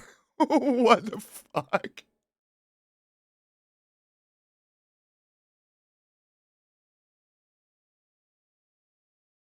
Help! It is, it's like a video game glitch. How did he get down? Muscle. He's a strong motherfucker. That's it. A handstand? Oh my god, I bet he did a handstand to get his feetsies up there, you think? Too much fallout, I know. It's literally like a Bethesda glitch. That's incredible. I was gonna say something and that took my brain. I fucking don't remember. His channel, ClassyKatie Fitness. He's got a lot of videos that aren't cooking too, and they're all funny. We were just watching cooking videos, so I figured these are the ones I'd pull up. But I can speak to the content he puts out. He's a good person. Like, he has good moral values. He's a good dude. As far as what he puts out there, you know what I'm saying? I don't know him personally. He's got, like, wisdom and fun friends. V-Shred is one of those pedals, snake oil, fake diets, fad diets. Oh, the reason you're fat and you can't lose that belly fat is because of a hormonal displacement in your blah, blah, blah, blah. But this supplement will eliminate that in under 7 minutes. If you'll look just like me, if you... That guy. That person, he's like the amalgamation of that gross. Doesn't care the effect he has on the world. Like, that's why I didn't have a problem with him being referred to as a cancer, because he's a blight on the world. Like, he spreads that information to humans who will then go spread that fucking bullshit information to other humans who will end up hurt. Like, there are people who have serious lifelong health issues, and I'm sure all of us know this. I'm preaching to the crowd. I just get angry about it. There are people with serious lifelong issues because they tried to do the Atkins diet or the paleo diet or whatever without talking to a doctor, without anyone watching over the symptoms, and now they've got pickled livers. Because all they did was watch some infomercial that was like, all you need to do is eat bacon. But if you eat an onion or a lettuce, you gonna die. It's got a carb in it. So they did. Because there's no right information out there. And that's what this guy does. He's just another one of those motherfuckers. Not this guy, the fucking V-Shred. He's another one of thems out there. And I adore anyone that's willing to speak up against that shit because it's poison. That's poison. It's literally snake oil is poison. It can hurt people. There's people with health issues, man. It's gross.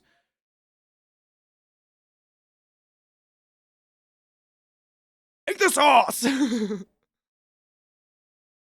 In the bowl. In the bowl. In the bowl? In the bowl.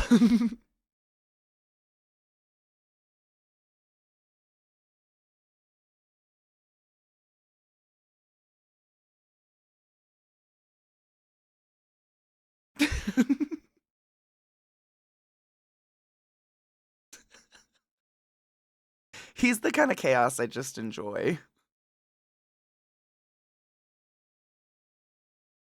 It's so pretty here too, Viata. It's like 78 degrees out and there's birds.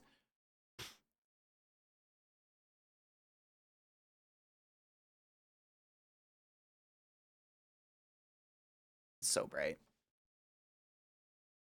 I love his giggle. Dude, do you see how he gets that under the stash? We just saw the secret. He lifts up the stash a little bit with a thingy. I see it.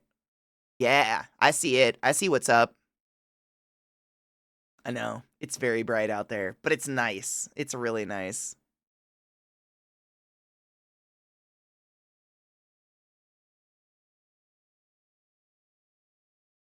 Thank you. You count your calories.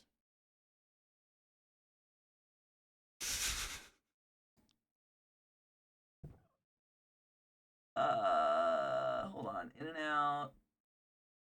That was the sherbet. Oh, this one.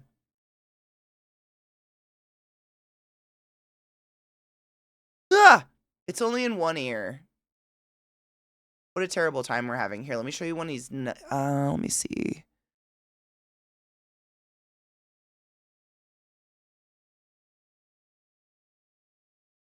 He just got a new truck that he. Oh, the Revolution one. This is one that I really. I mean, yeah.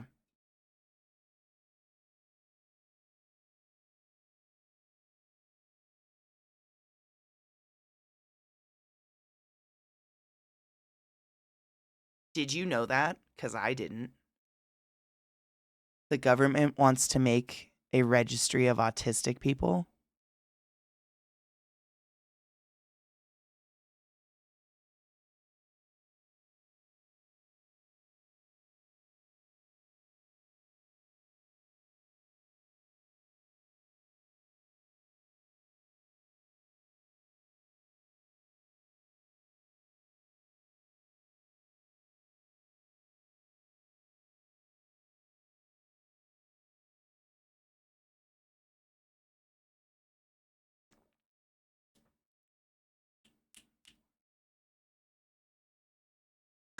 The fucking planking, though.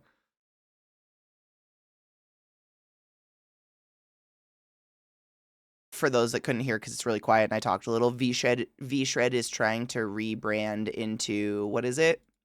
Sculpt Nation. Because people are catching on to his bullshit. Just in case you see shit for Sculpt Nation, maybe give that a nice blocky block too.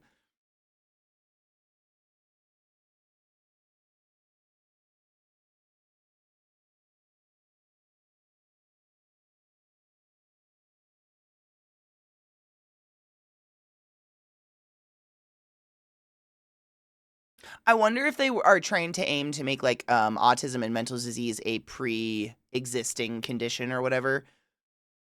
Like I knew I had a lot of friends that happened last time Shitfac was in Shitfac.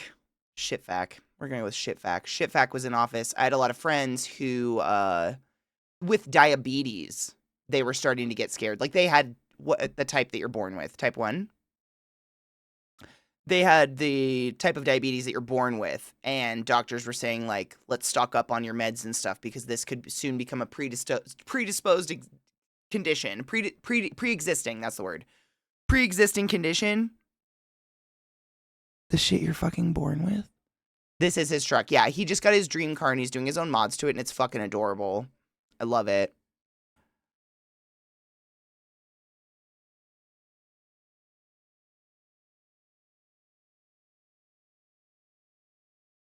I like these videos of him. He's just so weird.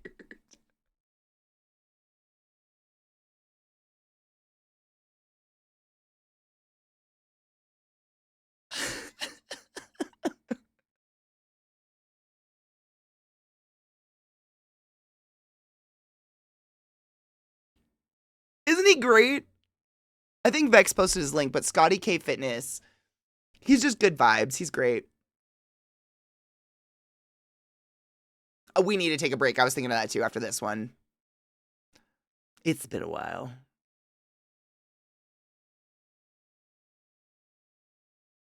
At least you know how your car is put together.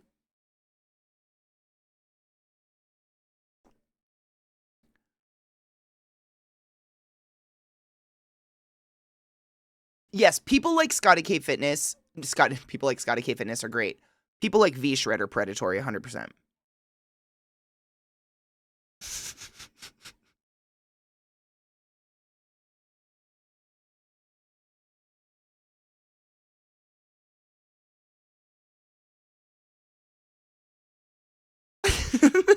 He's such a dork.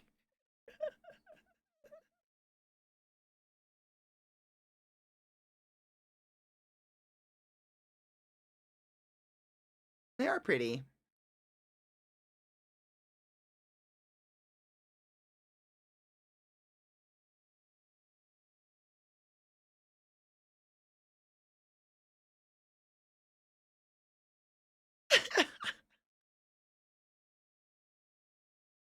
I was just talking about that the other day, Chronicle, how I had to have that done at the dealership because the way my lights were installed in my Jeep, everywhere I went, people flashed their brights at me.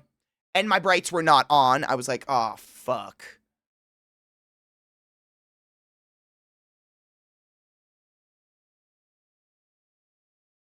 So I went and had them tilted or whatever they did. They did it so that doesn't happen anymore, but I was that asshole. I felt terrible.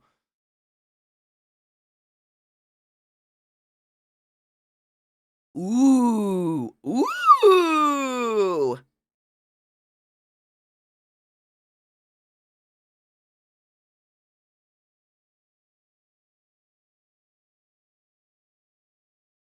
Everyone needs a papa. Not all of us got one, and that's okay. We're still doing all right.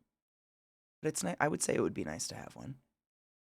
Probably. Oh, yeah. We need an AI calorie tracker. Oh, God. That's where we'll go next. I need to hear his opinions. Good Lord. We need to take a break. Stretch your legs. Get a snack. Load your bowl. We need to take a cheers, too. It's been a while. Get some water. I'm going to get some water. I'll put on some music. I'll be right back. Pee time, everyone. Wash your titties. We were on a break. Welcome, everybody. It's wonderful to see all of you. My name's Katie, and it's wonderful to be here. Apologies. I had to water the dogs. Welcome to my channel. Welcome to my stream. My name's ClassyKatie, and it's wonderful to see all of you today. I hope you're doing well. Firebane, go, stretch, get a taco. That's much more important. Stretch, get water, get a taco, do all of those things. We're just watching funny videos and relaxing. We had a day yesterday. All right, Bam Bam music. I want to hear what does he say about where did it go? AI calorie tracker. Good God. Is it going to be bad? It's going to be quiet. I turned this shit down for the music because it was going to blast your ears out. I'm going to turn it back up. Let's see.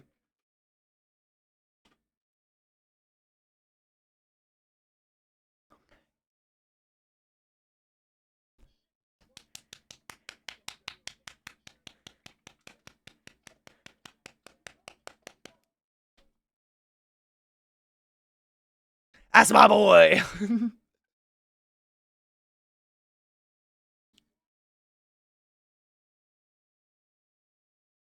Did you see him in the window? I was making sure I actually saw that. Hold on.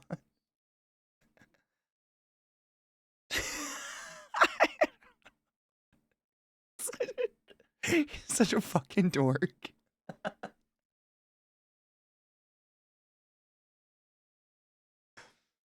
Dude, he's awesome.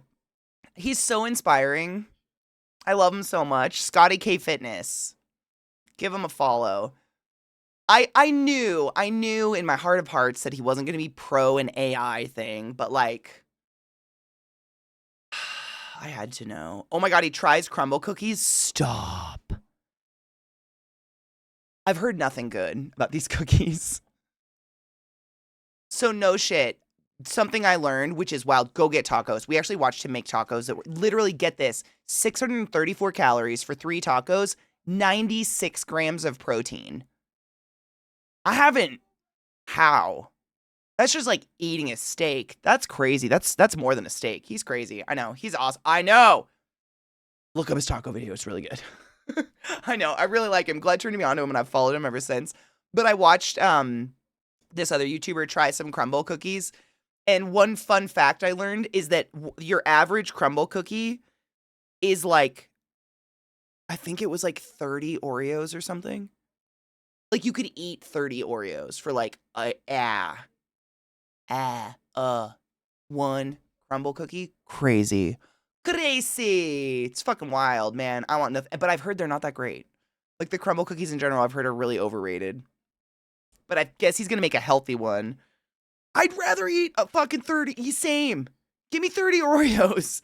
Like, real talk, I don't think I can eat 30 Oreos. Like, I love Oreos. I'm no shit. My first word on this planet as a human being was cookie. I love cookies. I don't think I could do that. Side note, though, I do think I made maybe the perfect cookie last night. I made chocolate chip cookies, but I did chocolate chips, walnuts, and I did broken up bits of Heath bar in them. Oh my God.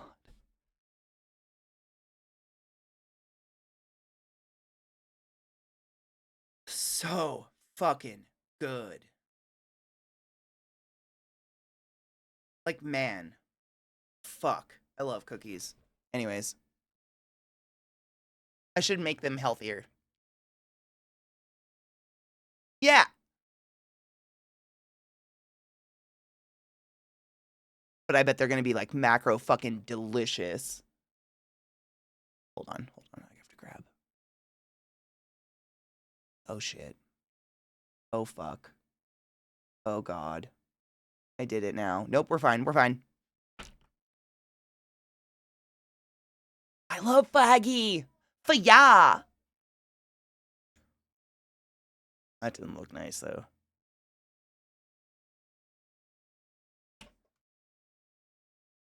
I have banana bread in my freezer.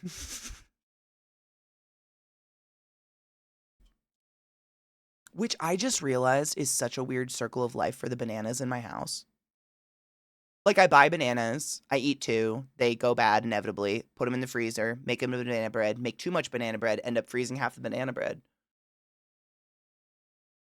Yeah, that's what happens to me too, but I end up making so much fucking banana bread that, like, there's not enough people to eat it all, so I freeze it. So, like, it's just a cycle of freezer bananas. Really. Crazy. Ooh. No. Pumpkin's a great ingredient. It's like avocado. Man, no shit. One of the best, like, it was called a brownie cookie, essentially. But it was one of the best brownie cookies I've ever made in my life. It was made with avocado, like pureed avocado. It was so good. Like, addictingly good. So rich. The fat in the avocado. I don't know, dude. And they were vegan. They were really good. Have, right? You just end up making too much. But I love banana bread. No one hates banana bread.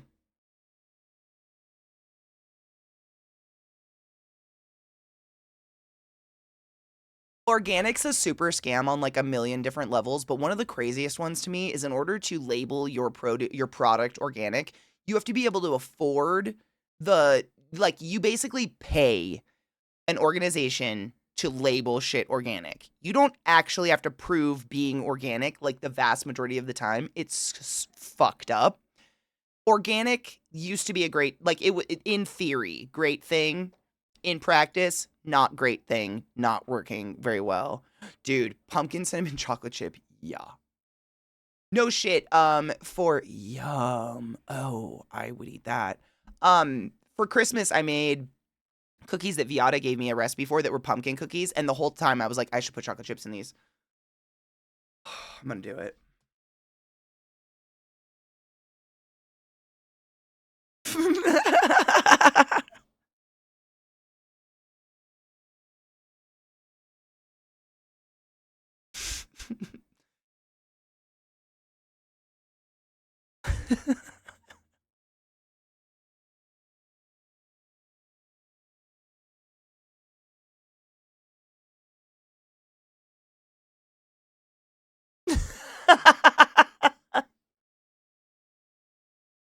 Just don't know what to do when he does the little the chemicals. Cinnamon chips are so hard to find, no shit. And I think it's just during the holidays. And like my family has this thing, they like at a certain point they were like, Vissy's crazy. She's convinced cinnamon chips are real because we went looking for them. and we couldn't find them anywhere. Like, insanity. We went looking in multiple stores. My mom was like, we're going to find them if they exist. We love cook. My mom loves to bake. Like, she's all about a baking day. Nowhere. So my family was like, yeah, those cinnamon chips, right, Fizz? And it's like, no, they're real. It was fucking funny. But I've only seen them during the holidays, too.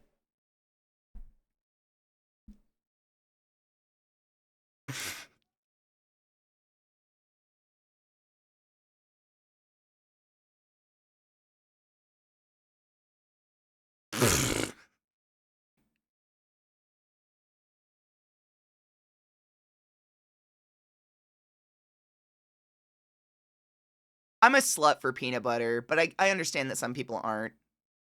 They look like little piles of poop. I just have to throw out there and add that he's able to do this because he hasn't added raw flour. Do not, and this is just a safety thing, like, we were all led to believe as kids, like, lick the batter, whatever. It's only because the eggs, like, the eggs might have things in them. The fucking flour, raw flour is literally the most dangerous thing about baking. It is crazy the shit that can be in raw flour. This is fucking gnarly. Do not consume raw flour. Like, that's actually what we were like. There was a good theory behind not eating raw dough, but people, when they told them it was the eggs, they were like, oh, we'll just have our own chicken eggs and then it's totally fine. Oh my God. But I feel like I need to point that out. Like, raw flour is scary. Be careful.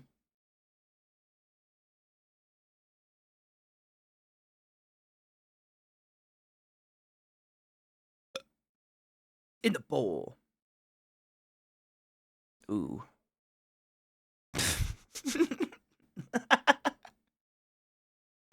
It's actually a very fascinating rabbit hole, and it's very informative and it's very real. It's not like a conspiracy theory. I'm not talking clean foods or any bullshit.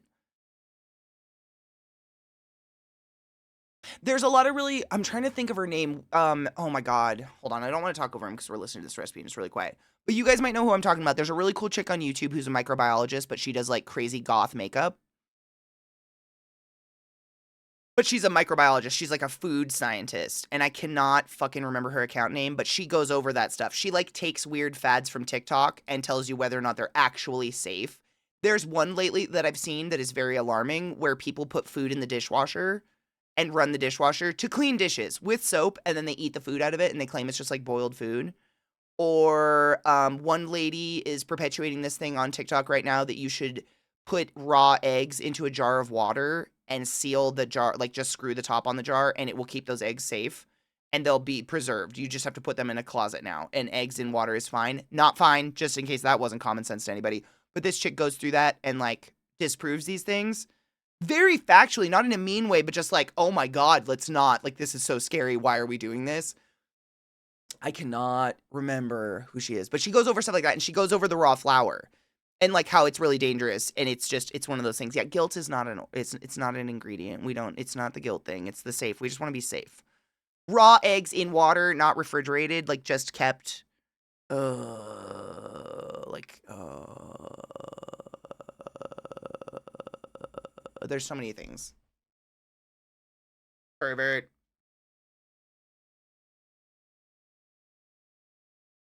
Uncracked. And it's something about like after a certain amount of time, eggshells are breathable and permeable because right, they're meant to like withhold and a baby in them, but they need to be breathable. And so after a very short amount of time, they actually can start absorbing that water back and forth between the eggshell. And so like whatever's on the outside of those eggs and whatever's in that water is now just like it's like a bacteria fucking fuck fest in there. It is gnarly. I don't even know where it came from. It's like one of those, back in the day, this is how we preserved them, so we should do it today. And it's like, oh my fucking God, things are different today. Let's not. I'm going to try to think, oh God. Like, all I would know to look up is like goth food microbiologist. I'm going to look her up. Hold on. Guilt isn't an ingredient.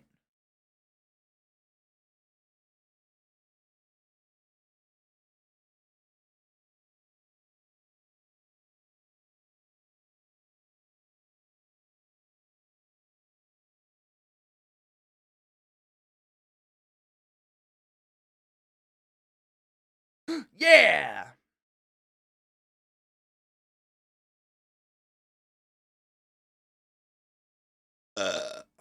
man, I don't know what to look up.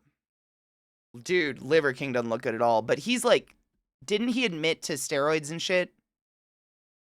He's a roided up motherfucker.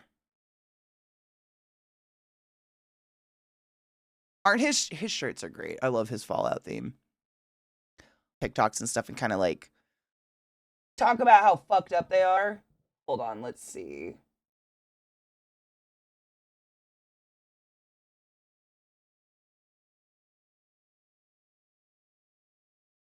I wanted to see if I could find the one that talked about those eggs. The truth about a chiropractic. I bet that'd be a fun. I bet I know her opinion on that. Where is it?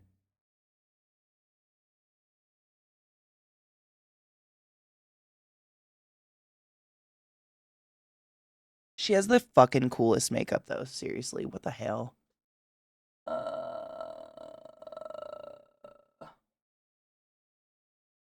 Parasites in my guts? What the fuck? Here's probably a good one.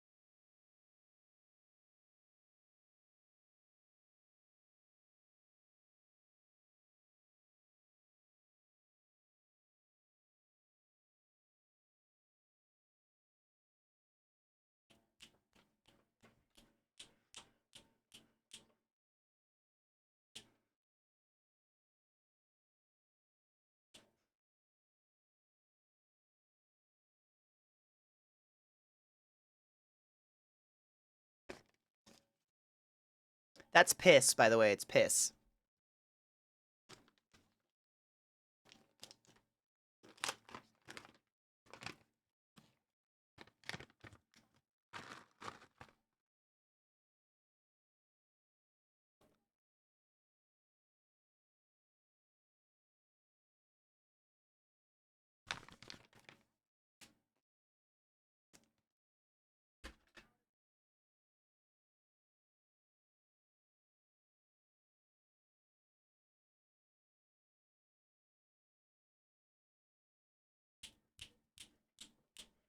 Fucking throw it down!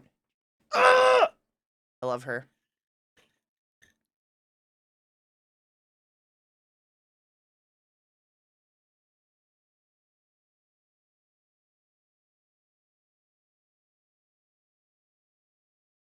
Exactly, Jade.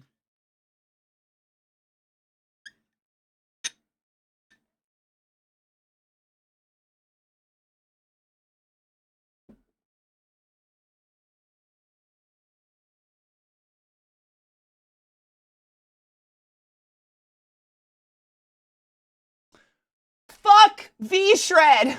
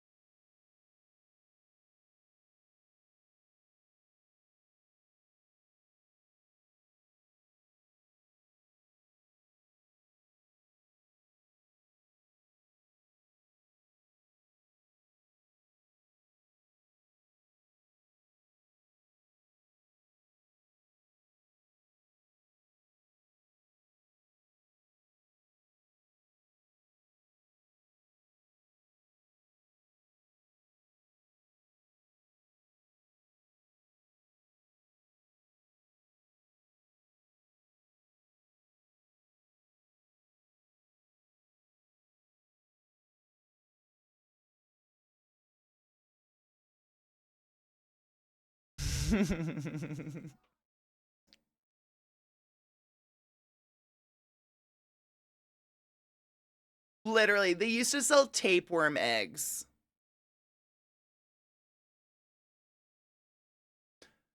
No, she's so smart. I love her videos. Oh shit, I just ugh.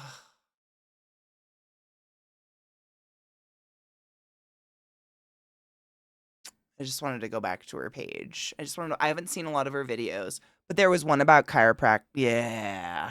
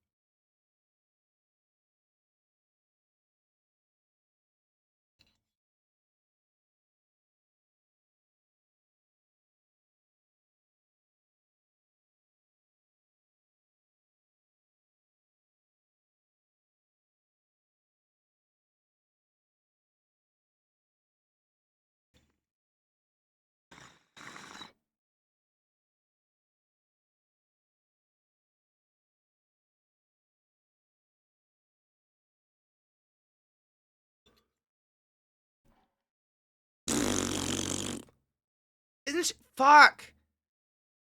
I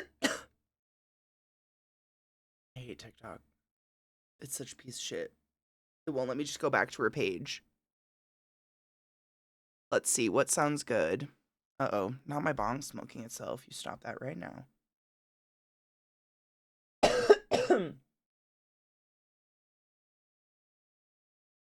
Ooh, antibacterial. That'll be fun. What up, Bezabelly, my love?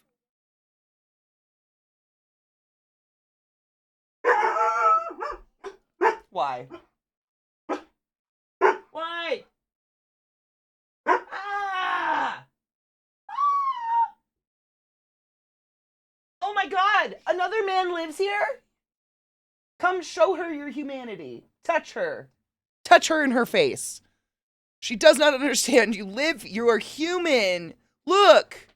Look. So this is love. Dude, look at that. Are you kidding me? That's what she barks at every day. The man who lives in my house. I know. Oh, but look at him. Look at those happy butts. Going wild. Mom, Dad still lives here. What now? Literally. I know. Look it. Oh my god, I have to go full screen. This is her home. That is absolutely Lilith's most happy place in the whole world. Is Dad. No one can love Dad now except her. That's where she lives, and she's going to clean him. It's a cuddle puddle. They absolutely. I mean, this couch has been a blessing. It's really good for a snuggle puddle, but that is Lilith's happy place. That's her person. That's all she's waiting for all day. That's why he comes to say hi. He's my boy, but she has her person. That's her. She's. I am not. She loves me, but not that like that. I have my boy. She grooms him. Oh, it's so a thing. We have a dog. We have like a dog training book that was fascinating, but it talked about like certain dog behaviors they do and how to identify like anxiety licking. Like when a dog is so anxious they can't stop licking like anything versus like behavioral licking, and like dogs lick each other's faces and stuff as like a I'm seeing if you're healthy. She grooms him. It's very bizarre. I know. Isn't it adorable? It's so. But that's it. That's it. He's so it's this is we're he's not far enough away. They can hear him all day. But the moment he leaves his office, she's there's a person here. The man who still lives here, who's always here. Yeah. Bless her heart. I love dogs. They're the best.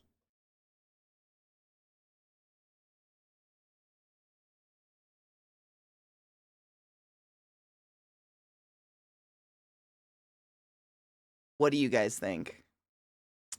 Should you stop using antibacterial soap for fear your body will become resistant?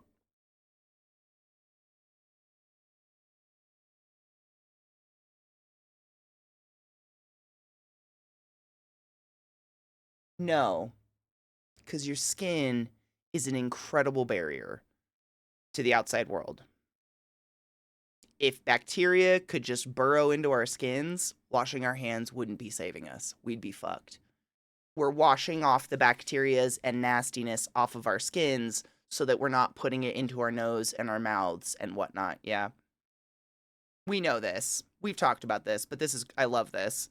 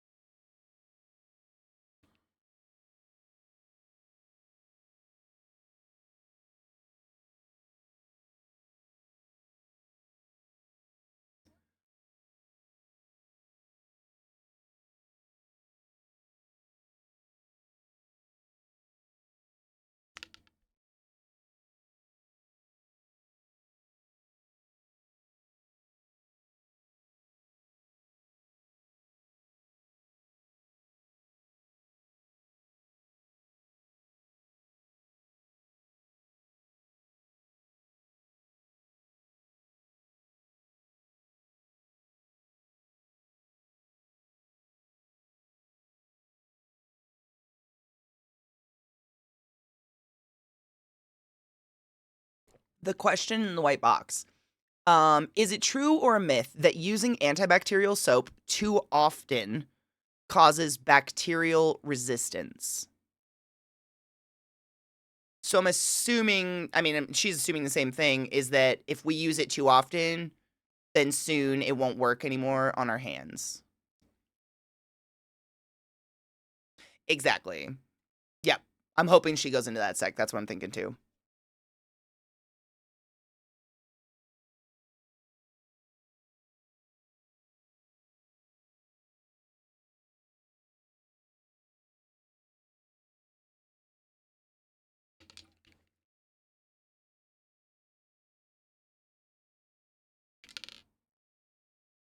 So if we're talking about the bacteria becoming resistant, there are studies that are looking into that.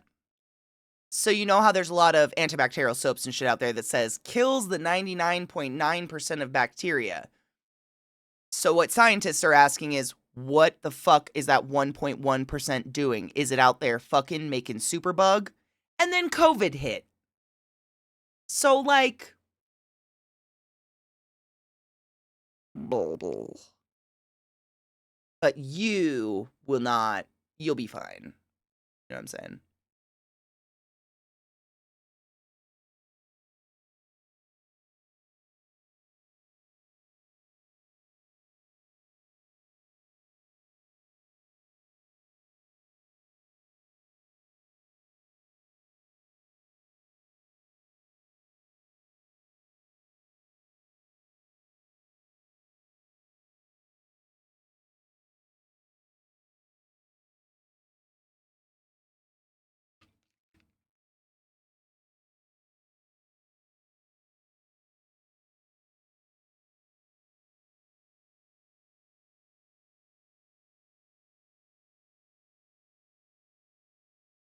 She's so smart. It's so hot. Cheers.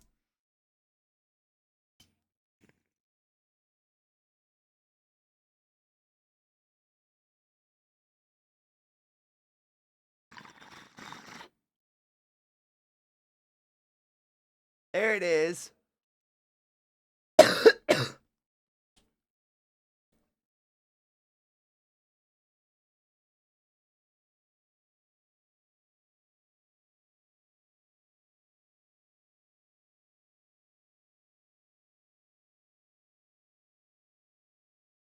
Cheers.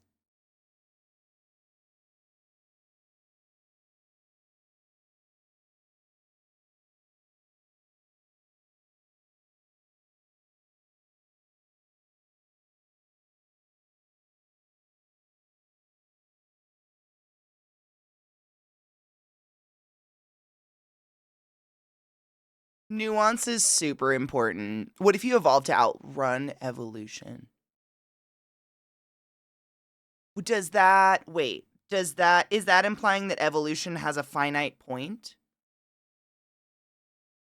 Does distance exist if there isn't a point A and a point B? And does a speed of or rate of acceleration exist if there isn't a distance to measure said rate of acceleration? I'm too high for that one. Yep. Flash. Oh! Ew, my dog drew. Oh, he drooled everywhere. Oh my god. There's just like a splatter of drool on the arm of my chair. Ah. Oh my good lord. Oh, I hate that. I fucking hate TikTok so much. It wants me to participate in its app so hard, and I'm just never gonna do that. Except to find someone's account and be into it. Cause she's smart as fuck. Oh. Color wait. Chicken color versus temp? No. Raise your hand if you think you can tell no. I don't even want to know. That's a no, right? At this point, I think it's the movie thing of evolving to being of energy. Yeah. Mm-hmm. Becoming a microchip or whatever. I have to hear it, though. That means someone thought it.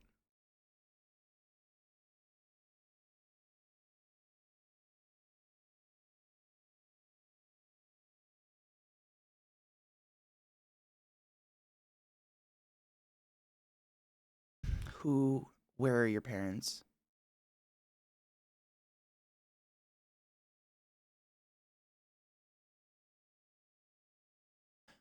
That was real low, but for those who didn't catch that, I found out today that chicken is supposed to be cooked all the way through.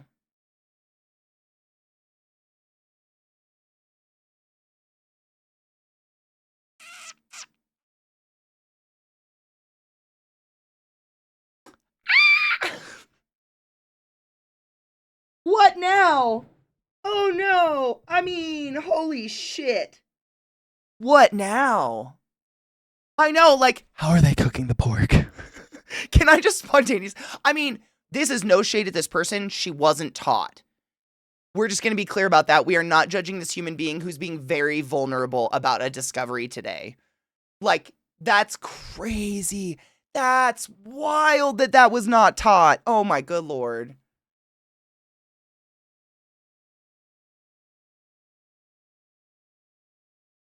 Oh, it's not like steak where it can be different colors that you cut into.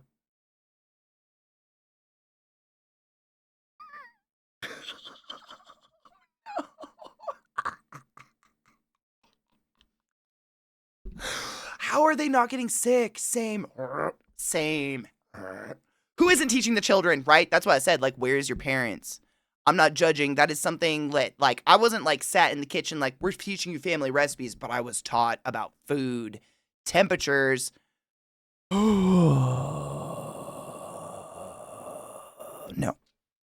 I mean, for instance, like, because of how my mom likes her steak cooked, I didn't know until I was an adult that you could choose to have your steak cooked at different temperatures. So like you could have medium rare, you could have medium, you could have well done. To me, steak was leather. And you needed to pour A1 all over it to get it a little soft so you could cut it and eat it. That's how I was raised with steak. I didn't even know. So like on the opposite, her end is just very scary. You know, I'm not going to judge because no one judged me for that. They were just like, oh, Katie, you didn't know. And I was like, no. And I'm like, oh, fuck, it's so much better. Same, right? Like, yeah, I still love A1. It's not a shade on a steak. I just really like A1 at this point because I was raised with it. There's no, but I love a medium rare steak now. It's so much just easier to chew for fuck's sake. Like the steak that I probably wore my teeth down on. So we're not judging here, but just I'm sad that the way that she was not taught or was taught was very scary.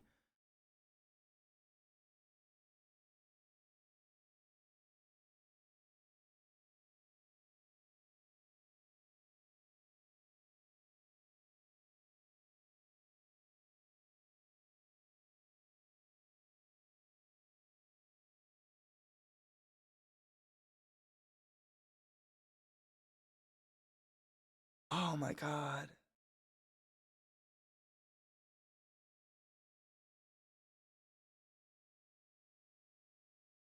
My hand. That is true.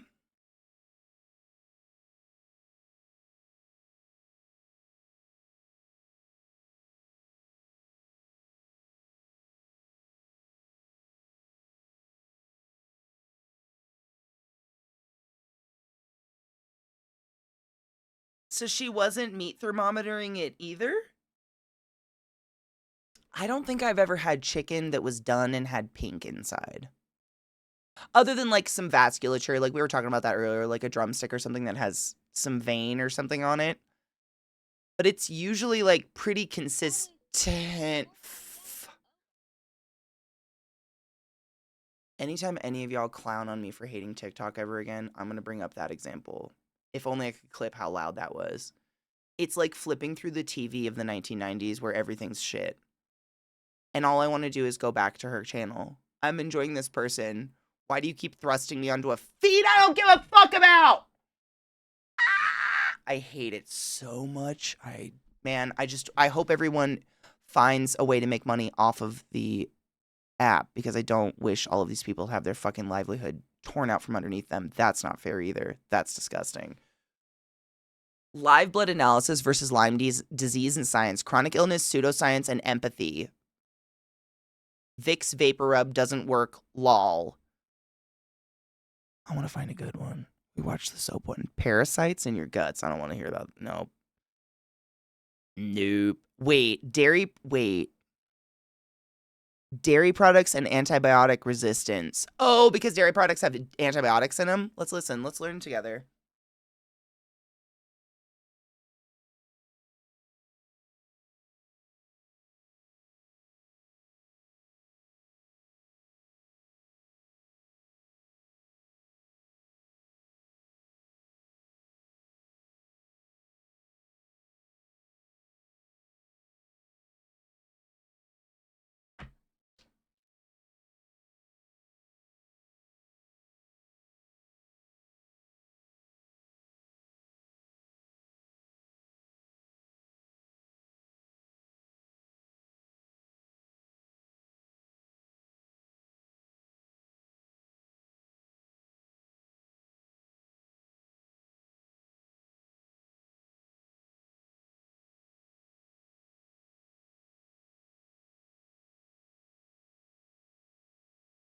Yeah, fuck dairy.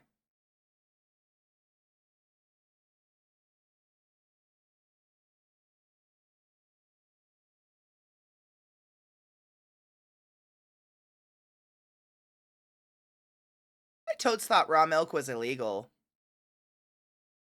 I thought it was illegal.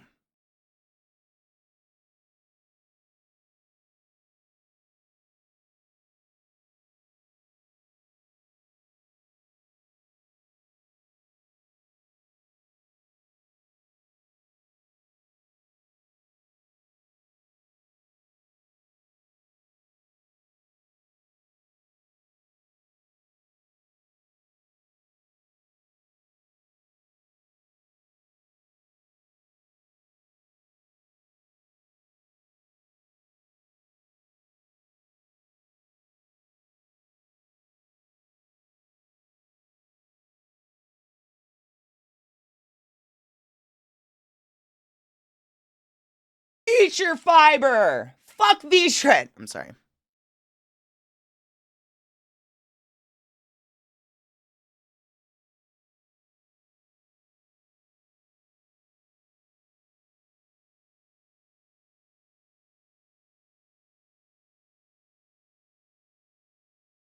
I can guess a few reasons.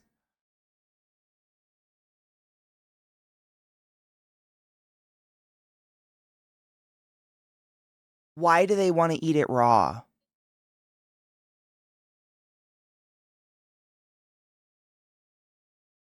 But just why? Is it a clean thing? Is it like a clean, you know what I'm saying? Wait, it looks so cute. Hold on. Something. It was it that fuck's a garbage app? What's happening? Did you all see what just happened? Why is it like this? You've never, oh man, it's tested the test of time. I don't know how to say that. It's lasted the test of time. I think enough people have said they like it that I feel confident suggesting it. They have a million different flavors, but yeah, it's Laneige, and it's called the sleeping mask. But I use it during the day when my lips just get super, super dry because I'm talking so much and I'm drinking so much fucking water. It's just crazy. And it's the first like lip gloss that it feels balmy, like it has that thickness to it, but it's not like sticky. I'm not gonna do that to you, but you know what I'm talking about. Remember when like lip gloss and lip shit like this, it made the sticky lines between your lips and was just fucking disgusting? It doesn't do that. And I don't do that. I don't fuck with shit that does that. I don't like the sticky icky. Woo woo! A sticky icky icky. All right. It is time check, so we'll do another one and then we'll call it. But you know what I'm saying. The fucking ugh. So gross. Ooh, science books we need to read. Let's get good news, yeah? I like to read. Tell us. Science Matters, Achieving Scientific Literacy.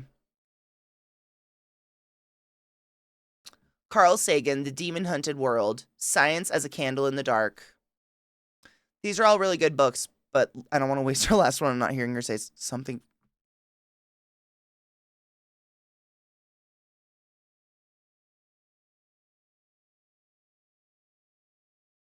This is a garbage app. This is a garbage app and you're a garbage app.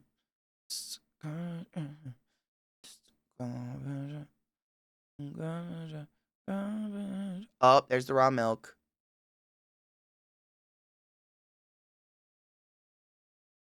What AMA? Did I miss it?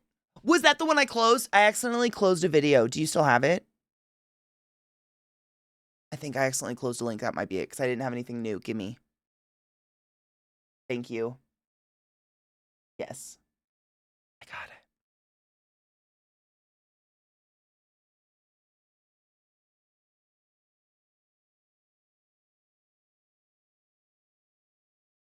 So they're just lying? But you can't lie on the internet.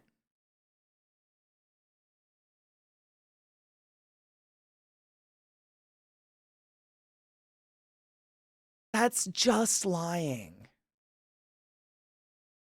Fuck, that makes me mad. Yeah, thanks Satan that's not real, but fuck those people that do this shit. That's so fucked up.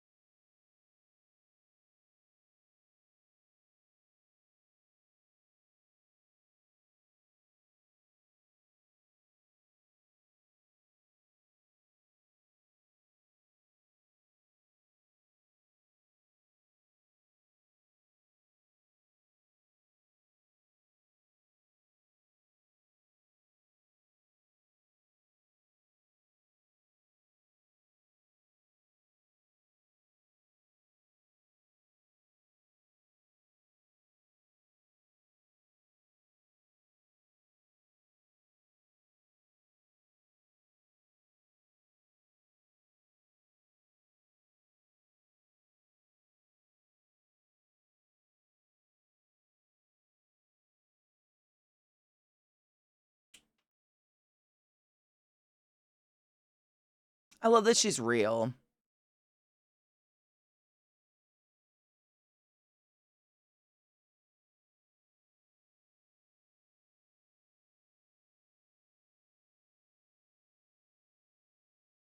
Accounts like that should be reported and shut down.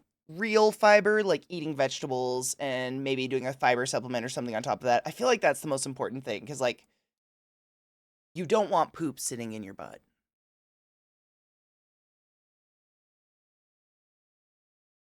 I think that's the moral. You don't want poop. Thank you, Glup. Put a link for this channel in the chat if anybody wants to follow it. You don't want poop just sitting in your butt. You want to poop. Pooping is the best thing you can do. Pooping, like, nurses, if you end up in the hospital, man, they're gonna be real obsessed with how much you're pooping and peeing. Like, we're measuring it, all that kind of thing. Like, it's a thing. It's important. It's great. I mean, that was just so, like, straightforward and informative, and I understood what they were saying. It was great. I try to eat veggies. I do like a veggie plate for movie night sometimes where I have like chopped up cucumbers and carrots, and sometimes I'll do like banana peppers or something. And then sometimes have you guys heard of bitchin sauce? It's just called bitchin. It's like a dip, but it's dairy free. So if you're like me and you kind of are a little sensitive to dairy and you try to stay away from that stuff, bitchin sauce. Oh, let me grab some. Hold on. I'm going to show it to you. It's really good. I have two different kinds.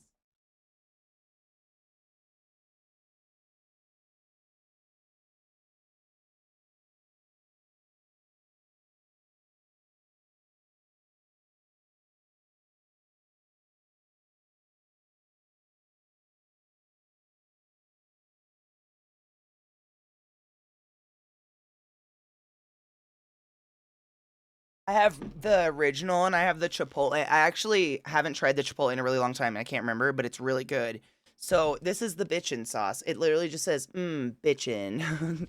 Bitchin sauce. I just get this at the grocery store, like normal ass grocery store. This doesn't come from a health food store, but it's vegan and it's like, I'm saying this because I trust that you're going to go try it anyways if you can find it. It's almond based. And I swear to you, there ain't nothing almond about this. It tastes like the world. Oh my god, it smells so good. Stop it. Now I have to go eat some. It smells like the world's best hummus, but it doesn't have this. It kind of lacks that gritty texture that can sometimes, I mean, for me at least, turn me off. And then they have this one's the chipotle bitchin sauce. Bitchin. I find it super. What is it? King Supers. If you guys have King Supers in your area, which is like our, I don't know, like a Safeway or something like that. It's just a grocery store. There's nothing special about it, but they have this. And they have another one. I was trying to think. I think it's like a spinach artichoke one, but I love this shit. I'd like dip vegetables and stuff in it. But if you want the cows on it, the nutrition information, 2 tablespoons, 90 calories. I don't know if that's a lot. What's the protein? 5 grams of protein. I don't know. It's tasty shit. You should try some. I'm into this. Or what I'll do sometimes is I'll do like some of this and then I'll add cottage cheese to it and like stir it together and make like a dipping out of that with veggies. But I do that because it's the only way I can get the bulk of veggies into my body. I just don't eat enough. So what I'll do is I do this at the end of the stream sometimes as I make this plate where it's got like celery and carrots and cucumbers and sometimes like hearts of palm on it or something or pickled peppers or snap peas. Oh, I fucking love snap peas. And then I put some of this in a bowl with like cottage cheese or something and salt and pepper, or sometimes I'll do some other dipping sauce. And I just leave that on the counter. So as I'm like bustling around the house and scurrying around and doing different chores or whatever, every time I go through the kitchen, I'm like, ooh, look, snack. Nom, nom, nom. And then I move on and I nom, nom, nom that down the hallway. And then as I come back, I'm like, ooh, look, a snack. Nom, nom, nom, nom. And it gets me to like eat a bunch of veggies, but I don't have to like sit and do it, which probably isn't the best for most people, but I would eat a lot less, you know, veggies. I just wouldn't get enough in, and we need the the vegetables from the vitamins. That's so. It's Sunday, which means tomorrow's day off day, and I won't be here. Thanks for hanging out all this week. I had a fucking blast. Stay classy as always. It's been a week. I think it's been a weird week. We're all gonna send our love and our adoration to Vis because Vis is going through some shit right now. The world is on fire. Make sure to be kind to people. That's it. Just remember to be kind. Not just nice. Nice can be fake. Be kind. Kind is important. Remember to take your joy. I see my girl Misty's live, and she is one of my favorite people in the whole world. And literally, I kind of think she's a superhero, and I look up to her a whole bunch. So that's where we're gonna go. Oh yeah, sandwich. We'll probably do more of the sandwich because we haven't added much to it. Pizza's next Friday. Come around for pizza, the big amalgamation of psycho pizza nonsense. Other than that, that's all I got. Take care of yourselves and I love you. Is there hair on my lip? Oh, yeah. She's so high, like